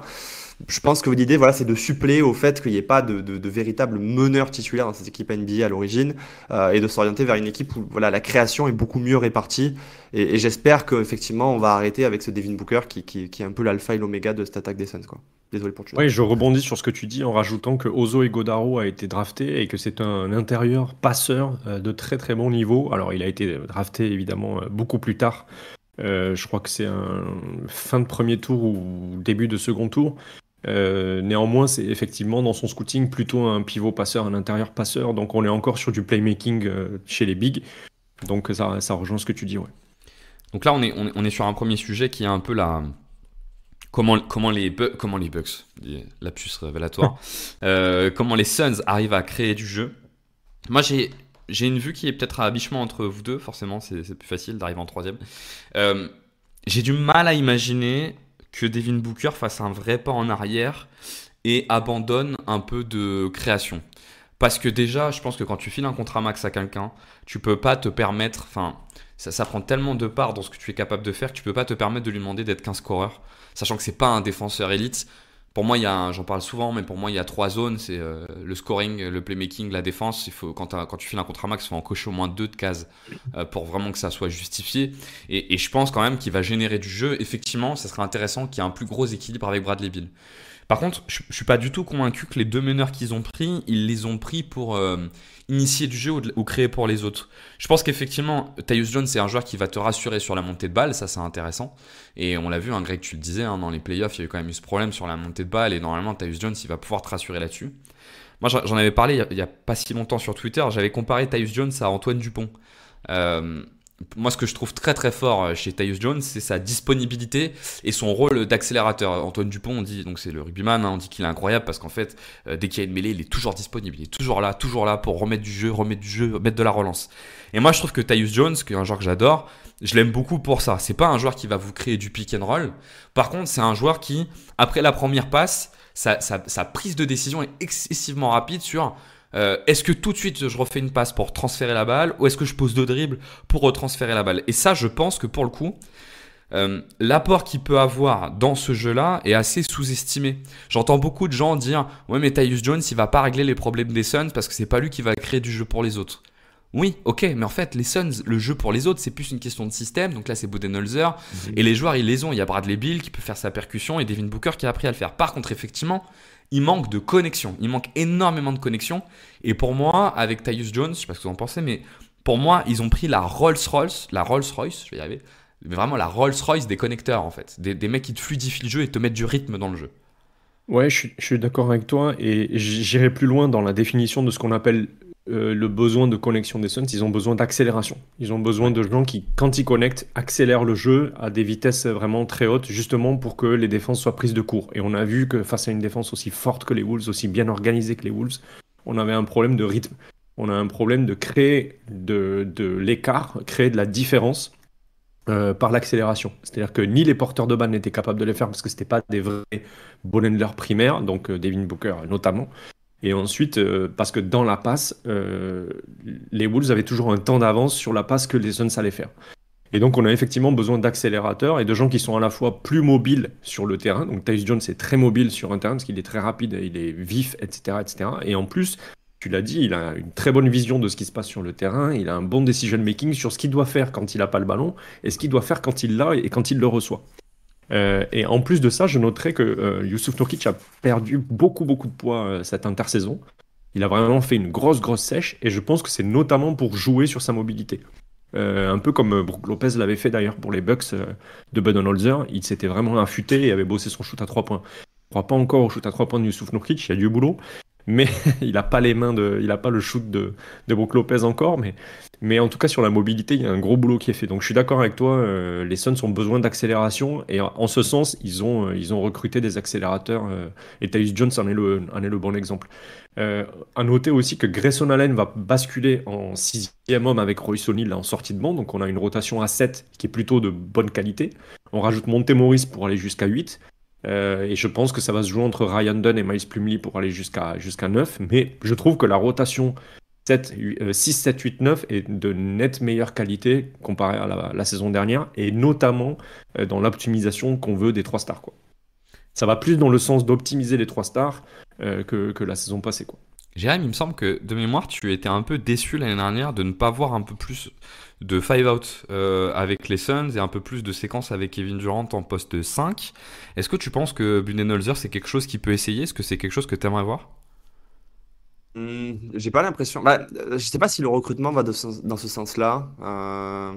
Je sais pas, je regarde l'effectif et honnêtement, je vois pas de piste en tout cas dans la manière dont ils ont construit l'effectif.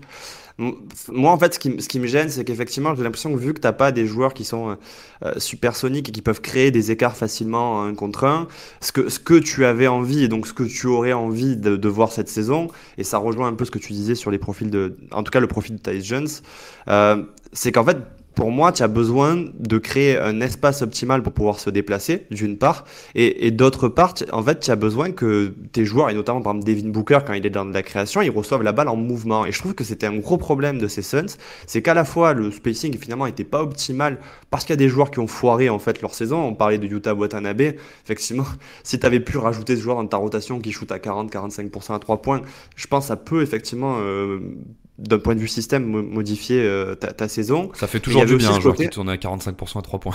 c'est ça. Ça fait toujours Et du du bien. coup, surtout, ça te fait une rotation supplémentaire qui est dans l'effectif, alors que là, à la place, tu veux peut-être mettre un Josh Okogie qui, lui, pour le coup, t'apporte rien offensivement, quoi. Mm. Mais du coup, de créer du mouvement, et je trouve que de voir Devin Booker prendre la balle, arrêter, essayer de créer quelque chose, c'était un vrai problème.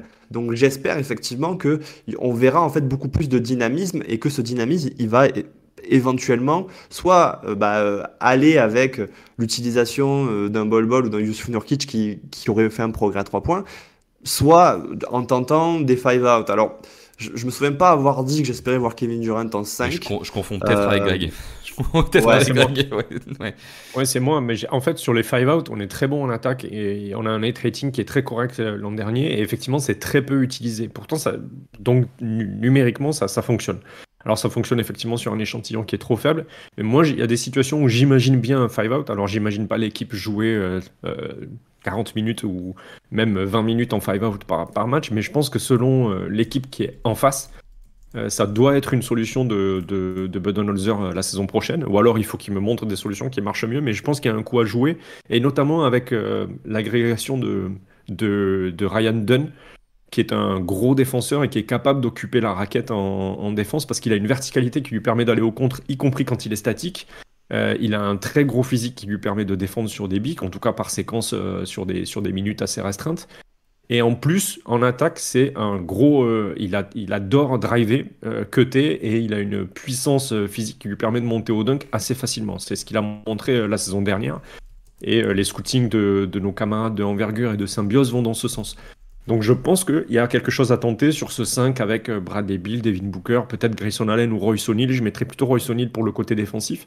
Quand bien même Grayson Allen ait fait l'inverse de Yusuf Nurkic cet été, il a pris lui du poids parce que je pense qu'il s'attend à jouer numéro 3 donc, sur l'aile. Donc il a pris un peu de poids pour se renforcer en défense.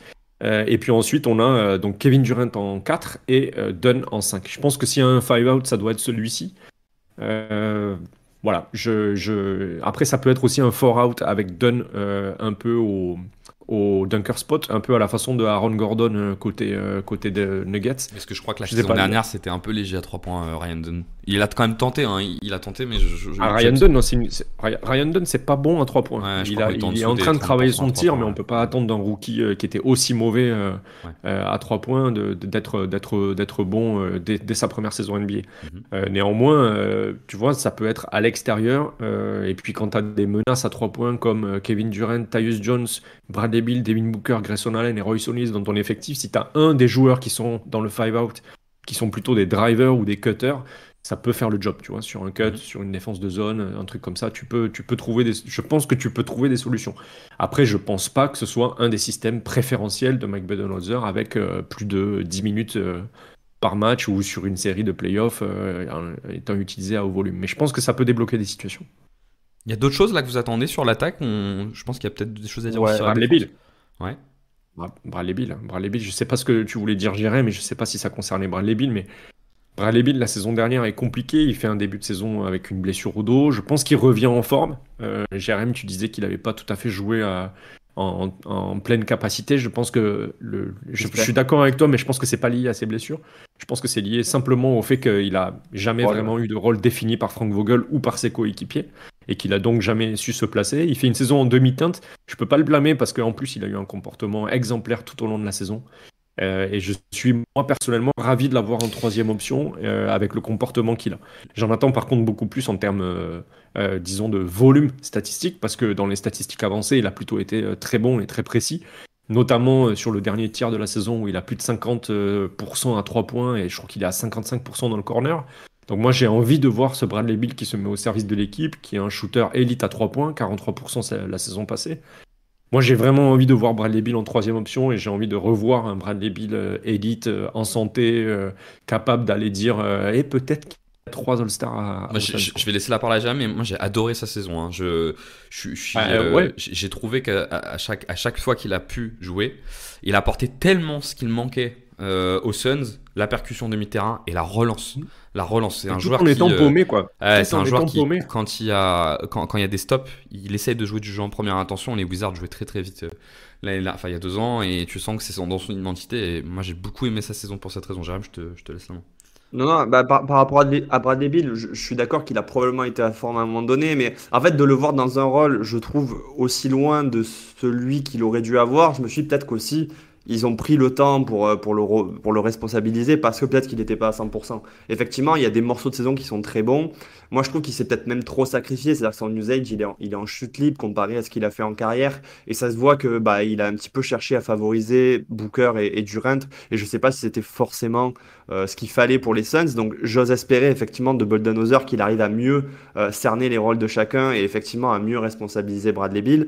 Non, un autre point moi que j'avais en dehors de ce point-là, qui je pense est central pour la saison effectivement, c'est on parlait un peu du régime de tir de ces Suns qui sont très orientés mi-distance, à quel point ça pouvait éventuellement aussi limiter le duo Durant-Booker. Et moi, un truc que j'attends de Budenholzer, c'est pas d'améliorer nettement la propension au cercle, parce que je pense que ça fait pas partie du jeu de Kevin Durant et de Devin Booker et que c'est structurel chez eux, c'est pas un problème de volonté. Par contre, le régime de tir à 3 points, j'ose espérer qu'en fait, il va les pousser à aller chercher beaucoup plus de tirs longue distance. Et on a vu qu'ils peuvent le faire en play-off, notamment il y a 2 ans. Donc à un moment donné, il va falloir qu'ils arrêtent d'insister à ce point sur le mi-distance, alors que ce sont pour les deux des incroyables shooters à 3 points, quoi. Ouais.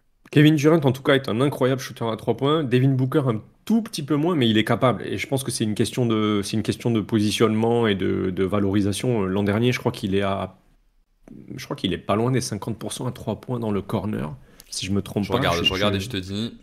Je crois qu'on est en dessous de ça, de mémoire. Mais on est à. Non, tu as raison, 51%. Ouais, 51% à 3 points. Je pense que le volume est ridicule. Hein. Mais bon, je me dis, tu vois, même si ça descend à 45 ou 42, moi je prends sans aucun problème. On est à 37% à 3 points sur toutes les zones de shoot de loin. 37%, c'est toujours plus rentable qu'un tir à mi-distance. En tout cas, c'est au moins aussi rentable qu'un tir à mi-distance qui n'a pas la faute.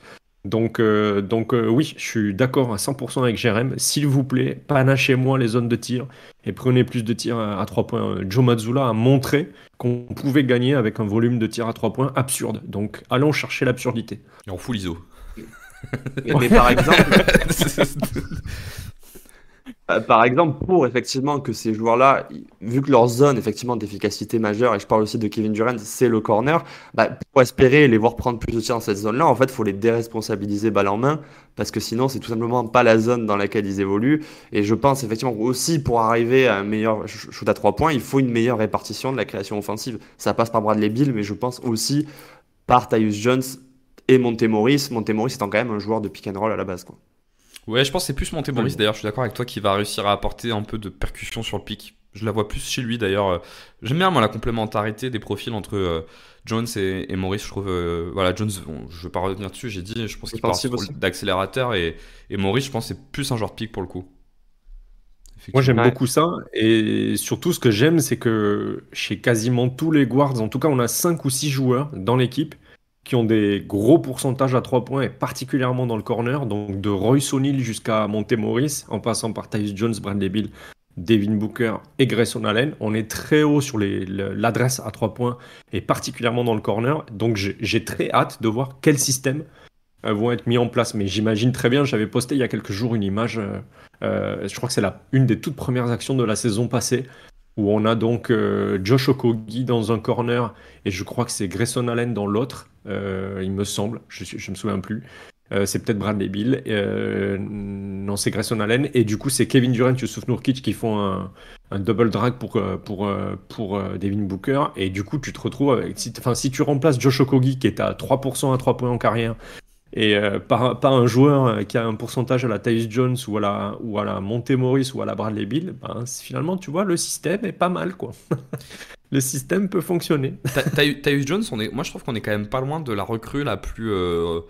J'allais dire la plus sexy, mais c'est pas le bon terme, mais la plus rentable déjà. C'est-à-dire avoir un contrat minimum sur Tyus Jones, je trouve ça dingo. Et en plus, compte tenu de leurs besoins, enfin, je suis pas loin de penser que c'est la meilleure recrue de l'été de toute la ligue, quoi. Le Tyus Jones. Il y a Grimes aussi à Dallas, c'est pas mal, mais je suis d'accord avec toi. Oui, j'entends, mais pour moi, Jones c'est nettement au-dessus que Grimes à Dallas quand même. Enfin. Disons, Dallas finaliste NBA qui vont en plus chercher Grimes, je trouve ça fort. Après, que les Suns aient résolu une partie de leurs problèmes à ce tarif-là, avec un joueur de cette propreté-là, effectivement, c'est aussi un très joli coup. Puis il y a Michael Bridges au Knicks aussi, il y en a beaucoup, mais je suis d'accord avec toi, c'est top tier, clairement. Tyus Jones, quand j'ai vu que ça se faisait, j'ai dit, ah oui, d'accord, mais contrat minimum en plus, ok, très bien. Qu'est-ce qu'on lui a promis? Une place de titulaire? Bon, il y a pire. Très bien, super. Non, j'adore. Très, très excitant. Est-ce que vous avez d'autres choses sur l'attaque? Je pense que sur la défense, il y a peut-être quelques mots. Il y a des choses à dire quand même. Non, c'est bon, je pense qu'on peut aller sur la défense. Hein. Ouais. Sur la défense, Jérôme, c'est sur la défense que tu as des choses à dire? En vrai, moi je suis quand même inquiet, quoi. Ok. On sait que donc Budenholzer est extrêmement bon dans le registre défensif et que je pense qu'il va arriver à peu près à trouver des joueurs pour faire fonctionner cette défense. Mais quand je regarde les profils et notamment les arrivées chez les joueurs, on va dire un peu référencés en NBA, donc je parle pas des joueurs forcément draftés, mais il y a quand même beaucoup de profils qui défensivement sont compliqués.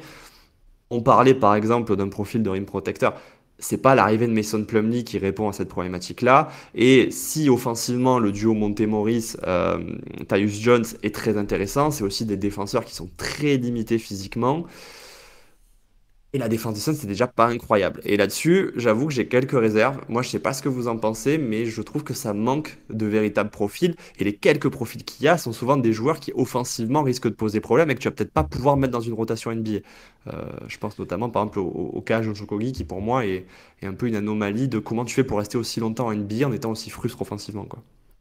Ouais, moi je suis complètement d'accord avec toi et j'essaie de me consoler en tant que fan en me disant que le but du basket c'est de scorer davantage que son adversaire et que les Suns vont parier sur un jeu d'attaque extrêmement puissant et volumineux pour pallier à une défense médiocre voire pas très très bonne et que les espoirs de titre reposent dans la capacité des Suns à être une top 15 défense. Et finalement, c'est répété ce qui avait été dit la saison dernière. Et on peut pointer volontiers les efforts de Grayson Allen en défense, les très bons passages de Bradley Beal dans la saison, en défense aussi. On peut imaginer aussi que si Devin Booker est un peu délesté de la charge du playmaking, ou en tout cas de la remontée de balle, il aura plus de jus pour être un défenseur. Et je rebondis sur ce que tu disais tout à l'heure, Benji, je pense pas que Devin Booker soit pas un bon défenseur. Je pense que c'est un mec qui a pas le gaz d'attaquer autant qu'il le fait et de défendre autant qu'il serait capable de le faire. Mais je pense qu'il a montré notamment avec Team USA que quand il a un rôle plus léger au playmaking, il est un excellent défenseur et je pense qu'il a de quoi être un très bon défenseur. Peut-être juste un petit sujet sur est-ce qu'il a envie d'être un défenseur toute une saison. Je pense que oui. Moi, je pense que c'est un mec qui est capable d'accepter des tâches de boulot et si c'est pour gagner. Je pense que oui. Je pense qu'on n'est pas sur un profil psychologique à la James Harden ou même à ce qu'on peut imaginer aujourd'hui de Luka Doncic après son début de carrière en NBA. Je pense qu'on est sur un mec qui est capable de davantage se mettre dans des dispositions défensives très difficiles si ça peut faire gagner son équipe. Par contre, les responsabilités offensives dans son histoire aux Suns font qu'il n'a jamais été en capacité, j'allais dire, tout simplement d'endurance de le faire, quoi. Parce que défendre, ça prend beaucoup d'énergie. Attaquer autant que Devin Booker le fait aussi.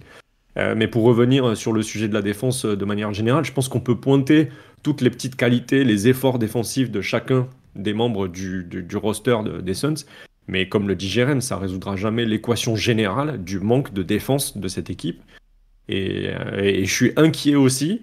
Et mon seul espoir, c'est que l'attaque soit tellement bonne qu'on s'en fiche de la défense, quoi. Mais est-ce que ça a marché pour Indiana l'an dernier? On pourrait dire oui, mais on peut aussi dire non, quoi. Moi, je trouve que. Et les Suns sont pas le luxe de la position d'Indiana qui est on est dans la construction, Ouais. notre franchise player à 24 ans, etc., etc. On n'est pas dans ce luxe-là, quoi. Kevin Durant, il a 100 000 ans, il lui reste 2 ans de contrat, donc c'est maintenant. Ouais, non, C'est complètement. maintenant. Pour revenir sur ce que vous avez cité, déjà sur Mason Plumlee, effectivement, qu'ils ont ajouté. Moi, j'aime beaucoup Mason Plumlee de base.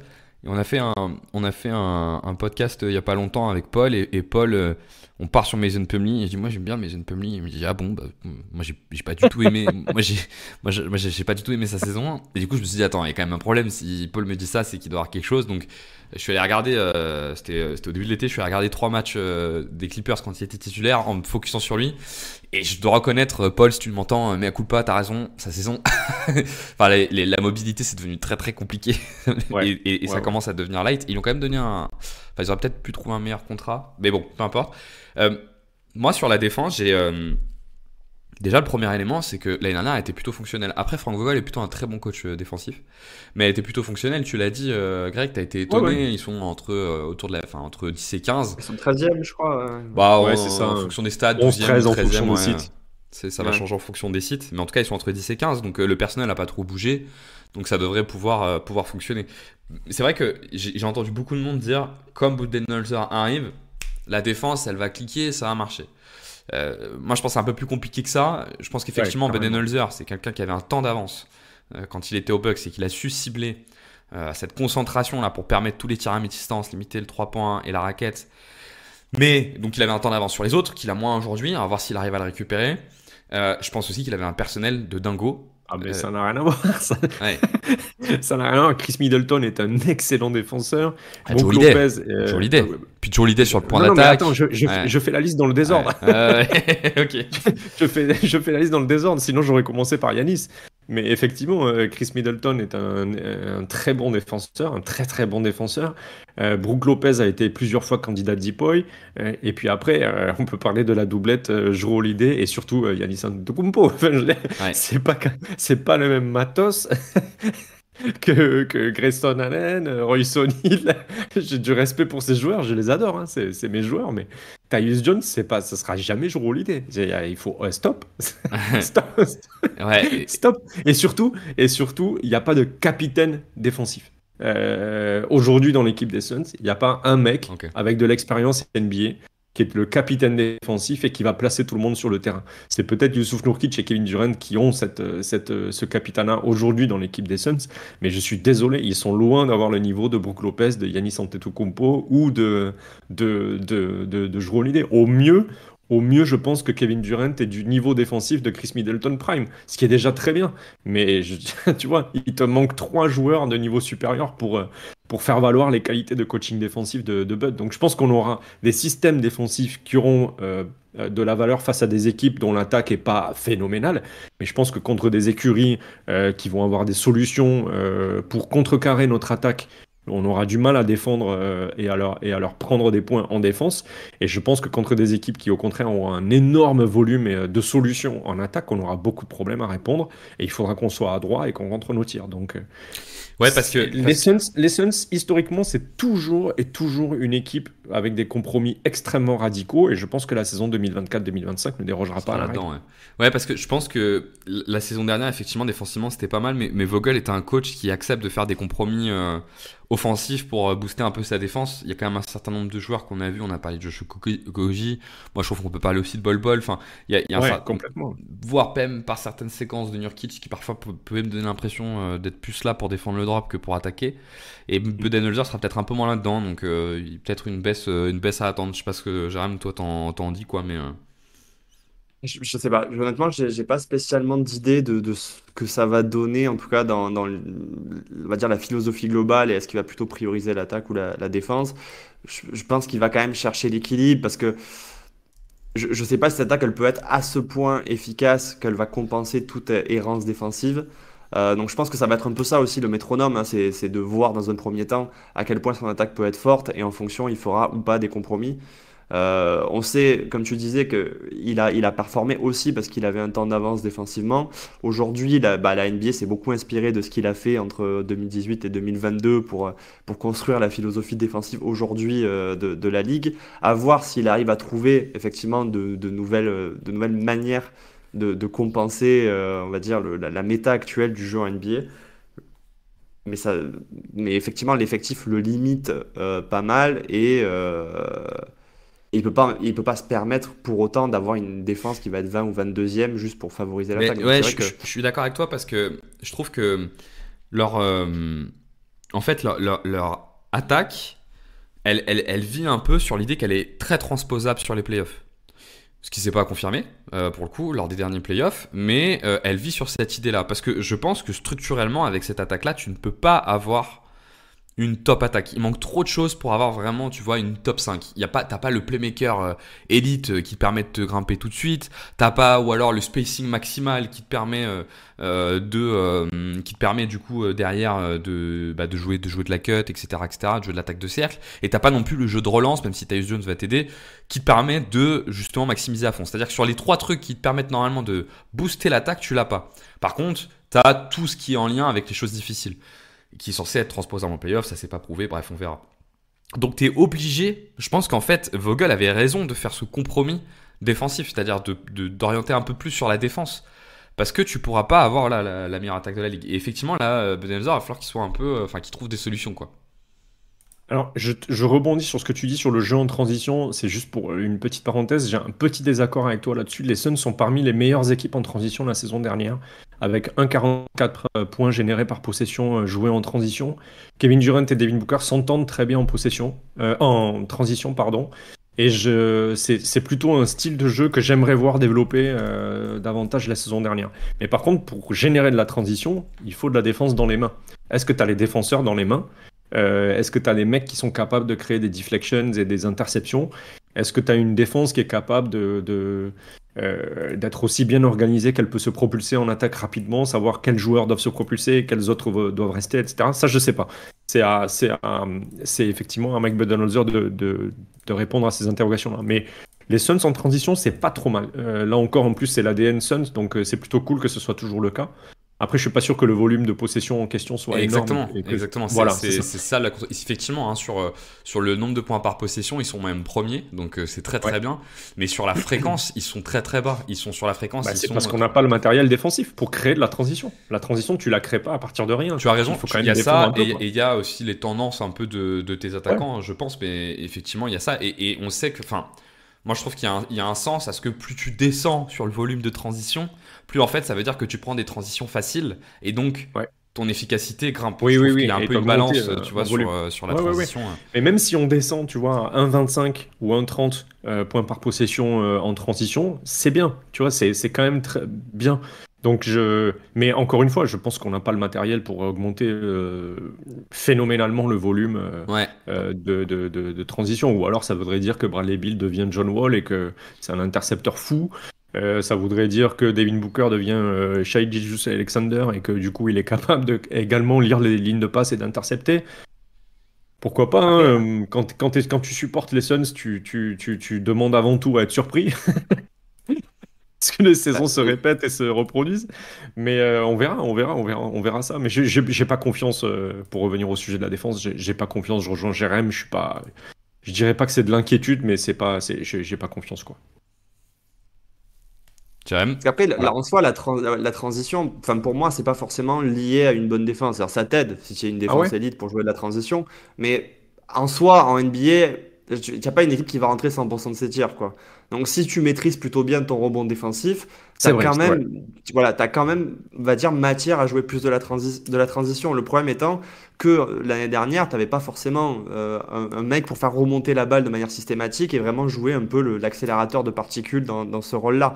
Euh, je ne suis pas sûr qu'ils aient ce joueur-là cette saison, mais s'ils voulaient la pousser plus, je pense qu'ils pourraient la pousser plus. Mais quand tu regardes le profil des joueurs, malheureusement, c'est plutôt des joueurs qui aiment le demi-terrain. Donc c'est vrai que tu peux forcer leur nature, mais bon. Ouais, Ça mais peut pas être ton fond de jeu, quoi. Ça jusqu'où peut pas être ton fond de jeu. Ouais. Jusqu'où exactement, oui, exactement. On ne peut pas être une équipe de transition. Moi, je suis plutôt d'accord avec l'angle de Jérém, c'est que la transition, tu peux la générer au-delà des interceptions par de la relance. Je pense quand même que l'ajout de Tyus Jones va dans ce sens. Oui. Je pense que c'est un gars, si tu lui donnes la consigne d'accélérer, il va accélérer. On a vu l'année dernière que Bradley Beal le faisait. Pour le coup, Bradley Beal, il aime accélérer le jeu. Effectivement, par contre, il faut les joueurs qui courent avec pour accompagner la transition. Et là, on retourne au problème de Devin Booker et Kevin Durant qui ne sont absolument pas là-dedans. C'est pas du tout leur jeu. Kevin Durant, alors absolument pas du tout. Devin Booker peut le faire un peu, mais c'est là où ça pose problème pour vraiment aller en transition. On parle pas de Nurkic, mais encore c'est normalement censé être le dernier, donc c'est moins grave. Mais la transition, elle part beaucoup effectivement de ta capacité de ton meneur à relancer et la capacité de course de tes ailiers. Et là, pour le coup, ça, ils l'ont pas, quoi.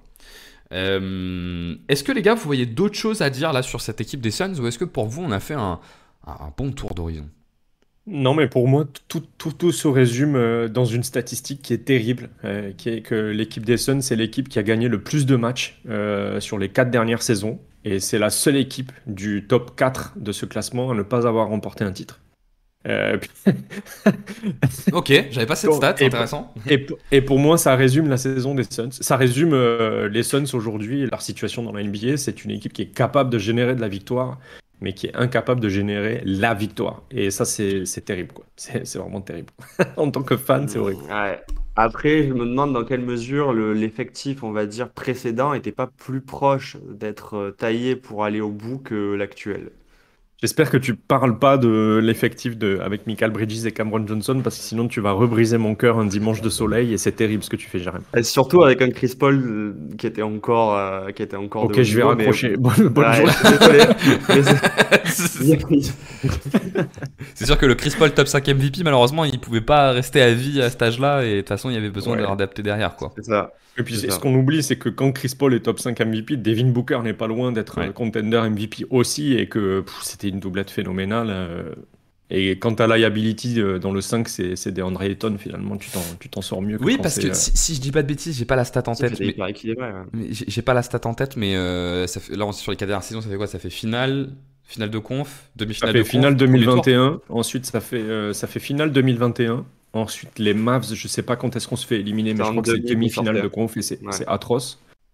Et Ah, il y a double et demi-finale de conf et après premier tour. Ouais. Ok. Ouais, d'accord. c'est ça, mais c'est Ouais. surtout on fait 2021 finale, 2022 record de victoire en saison régulière et on est l'équipe à battre. Les Avec Mavs le nous low net humilient. rating NBA, ouais. Ouais, et en 2023, on a beaucoup d'espoir. On a Michael Bridges qui passe un cap phénoménal sur le dernier mois où il assume tout seul toutes les responsabilités de l'équipe. Je crois que c'est en janvier. Non, c'est en décembre. Ouais, sur le mois de décembre et le début du mois de janvier 2022, donc 2023, il est phénoménal avec 20-25 points, etc., etc.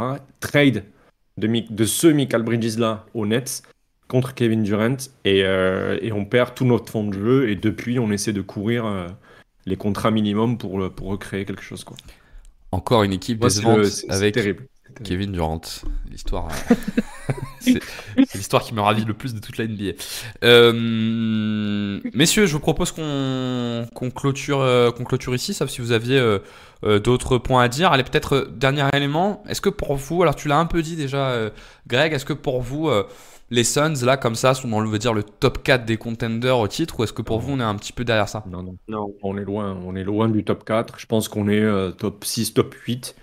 Avec des équipes. D'ailleurs, je sais même pas qui mettre dans ces équipes-là, mais j'imagine les Bucks peut-être, tu vois. C'est-à-dire qu'il y a beaucoup de si, quoi. Il faut que beaucoup de choses fonctionnent pour que cette équipe aille au bout. Et surtout, comme on est dans une NBA de match-up, particulièrement en playoff aujourd'hui, où il n'y a pas vraiment d'équipe qui domine les autres, et c'est les match-up qui vont faire la différence. On l'a vu l'an dernier avec les Wolves notamment. Ouais. Mais je pense qu'il faut que les Suns répondent à beaucoup de points d'interrogation techniques et tactiques dans l'effectif. Il faut que des joueurs répondent aux compromis qu'ils semblent dresser sur le papier.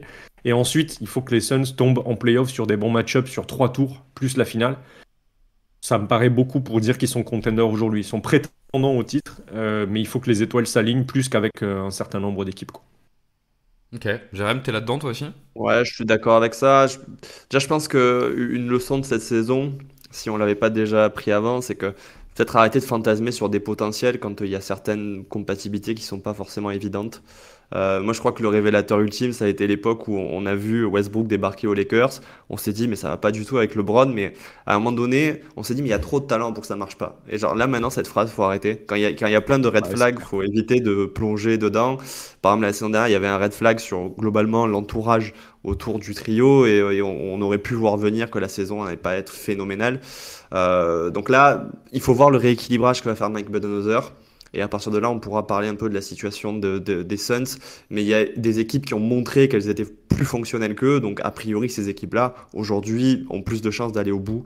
Et je pense, effectivement, je pense au Thunder, je pense à Boston, je pense à Denver, qui ont montré que leur formule fonctionne, en fait.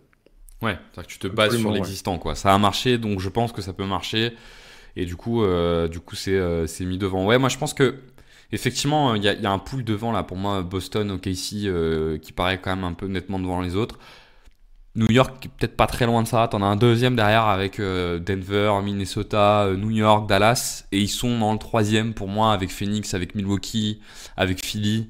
Ils sont plus proches de ça, mais je pense que c'est un pool qui peut assez vite bouger. Je suis pas. Oui. Après, Oui, là, ça on a dépend à décrit quelle tellement de vitesse tu problèmes construis ton structurels. certitude. On a décrit tellement de Oui, problèmes non, structurels mais pendant une heure et disons demie que ça dépend à quel point tu réponds aux questions avec certitude. Si tu bien sûr. réponds aux questions avec certitude dans les 4-5 premiers mois et que ton effectif, il n'y a pas de blessure, il n'y a pas de machin, mais encore une fois, comme dit Jérém, tu as un nombre de red flags et de questions qui sont posées, c'est impossible aujourd'hui de mettre les Suns trop haut, ou alors c'est delusional, quoi. Tu vois, c'est complètement. Enfin, c'est du gamble, c'est du pari. Tu paries sur les Suns, ok, très bien. Effectivement, la cote doit être assez haute, mais si la cote est assez haute, c'est qu'il y a bien des red flags, quoi. Ouais, et puis moi je pense que tu peux plus gagner avec Kevin Durant. Mais donc parce que de toute façon, non mais Eh bien, super. Merci beaucoup et bon Allez, dimanche. non, mais bonne journée. Non, mais pourquoi je dis ça? Parce que je pense qu'à partir du moment où tu as Kevin Durant dans ton équipe, tu es obligé de lui donner le volume auquel il prétend, et c'est normal, et que ce style de jeu-là ne te génère pas assez de choses par ailleurs pour pouvoir être suffisamment productif en fait. Et il arrivait à déjà il a gagné qu'avec Golden State dans une équipe complètement shit, donc et là on parle de son prime, mais il arrivait à le faire, je pense quand même à une époque où il était à ce point fort que je vais pas reprendre tout ce que j'ai écrit tout à l'heure, mais il peut plus le faire aujourd'hui. Et du coup, j'ai un vrai souci là-dessus. Et mine de rien, si on prend quand même les dernières années de Kevin Durant, elles sont quand même assez décevantes en playoff. Si on accepte le passage avec Brooklyn où il est dans un contexte très particulier contre Milwaukee, l'année d'après contre Boston, c'est très décevant. Bon, l'année dernière, c'est pas mal, mais il y a peu de pression. Enfin, il y a 2 ans, pardon, c'est pas mal, mais il y a peu de pression. Et les derniers playoffs, c'est très mauvais. Donc voilà, je pense qu'on atteint certaines limites, ce qui est normal chez un joueur de 36 ans aussi. Enfin, je suis pas loin de penser la même chose pour les Browns, donc c'est pas mal. Oui, après, je pense que en fait, ce genre de phrases, elles sont, on va dire, d'une manière globale, mais moi, ce que j'ai appris aussi des saisons précédentes, c'est qu'en fait, dire, bah tiens, avec cette formule-là, tu peux pas aller au bout. Finalement, on en revient souvent. Moi, j'ai passé du temps à dire qu'avec Jamal Murray en seconde option, ça allait être compliqué d'aller au titre. Finalement, tu as fait une campagne dominante. On l'a dit même pour Boston cette saison, où on avait beaucoup de réticences par rapport à leur format de jeu, mais le contexte a fait qu'ils sont allés en finale. Et une fois qu'ils étaient en finale, ils ont déroulé. Je pense qu'il y a beaucoup de situations qui peuvent faire qu'une équipe qui paraît pas forcément dans les meilleures dispositions peut aller au bout. Et je pense pas que Kevin Durant soit en soi un frein majeur si tu arrives à trouver globalement une formule Ouais, dans mais laquelle il s'implique. Et elle existe en fait. J'entends, mais la différence entre Jamal Murray et Kevin Durant ou les LeBron James, c'est que c'est des joueurs système. Donc je suis pas convaincu que ton potentiel d'ajustement soit si haut que ça. Et effectivement, il y a le cas de Boston. Après, je sais pas dans quelle mesure Boston, on a absolument voulu aussi trouver un élément pour dire que c'était pas possible parce que parfois on passait quand même à côté du fait qu'ils avaient le meilleur net rating de tous les temps, quoi. Donc tu vois, Ouais, mais moi, je suis toujours d'accord avec ce qu'on a dit. C'est-à-dire que pour moi, ils n'ont pas été challengés au point où on a eu 3 ou 4 opportunités de les voir en difficulté. Et je pense que finalement, une équipe qui ressemble beaucoup à Boston, c'est les Suns. C'est les Finalement. Suns, Ils ouais, n'ont pas c'est leur les défense, Suns. mais offensivement, dans le format offensif, ils ont beaucoup de similarités.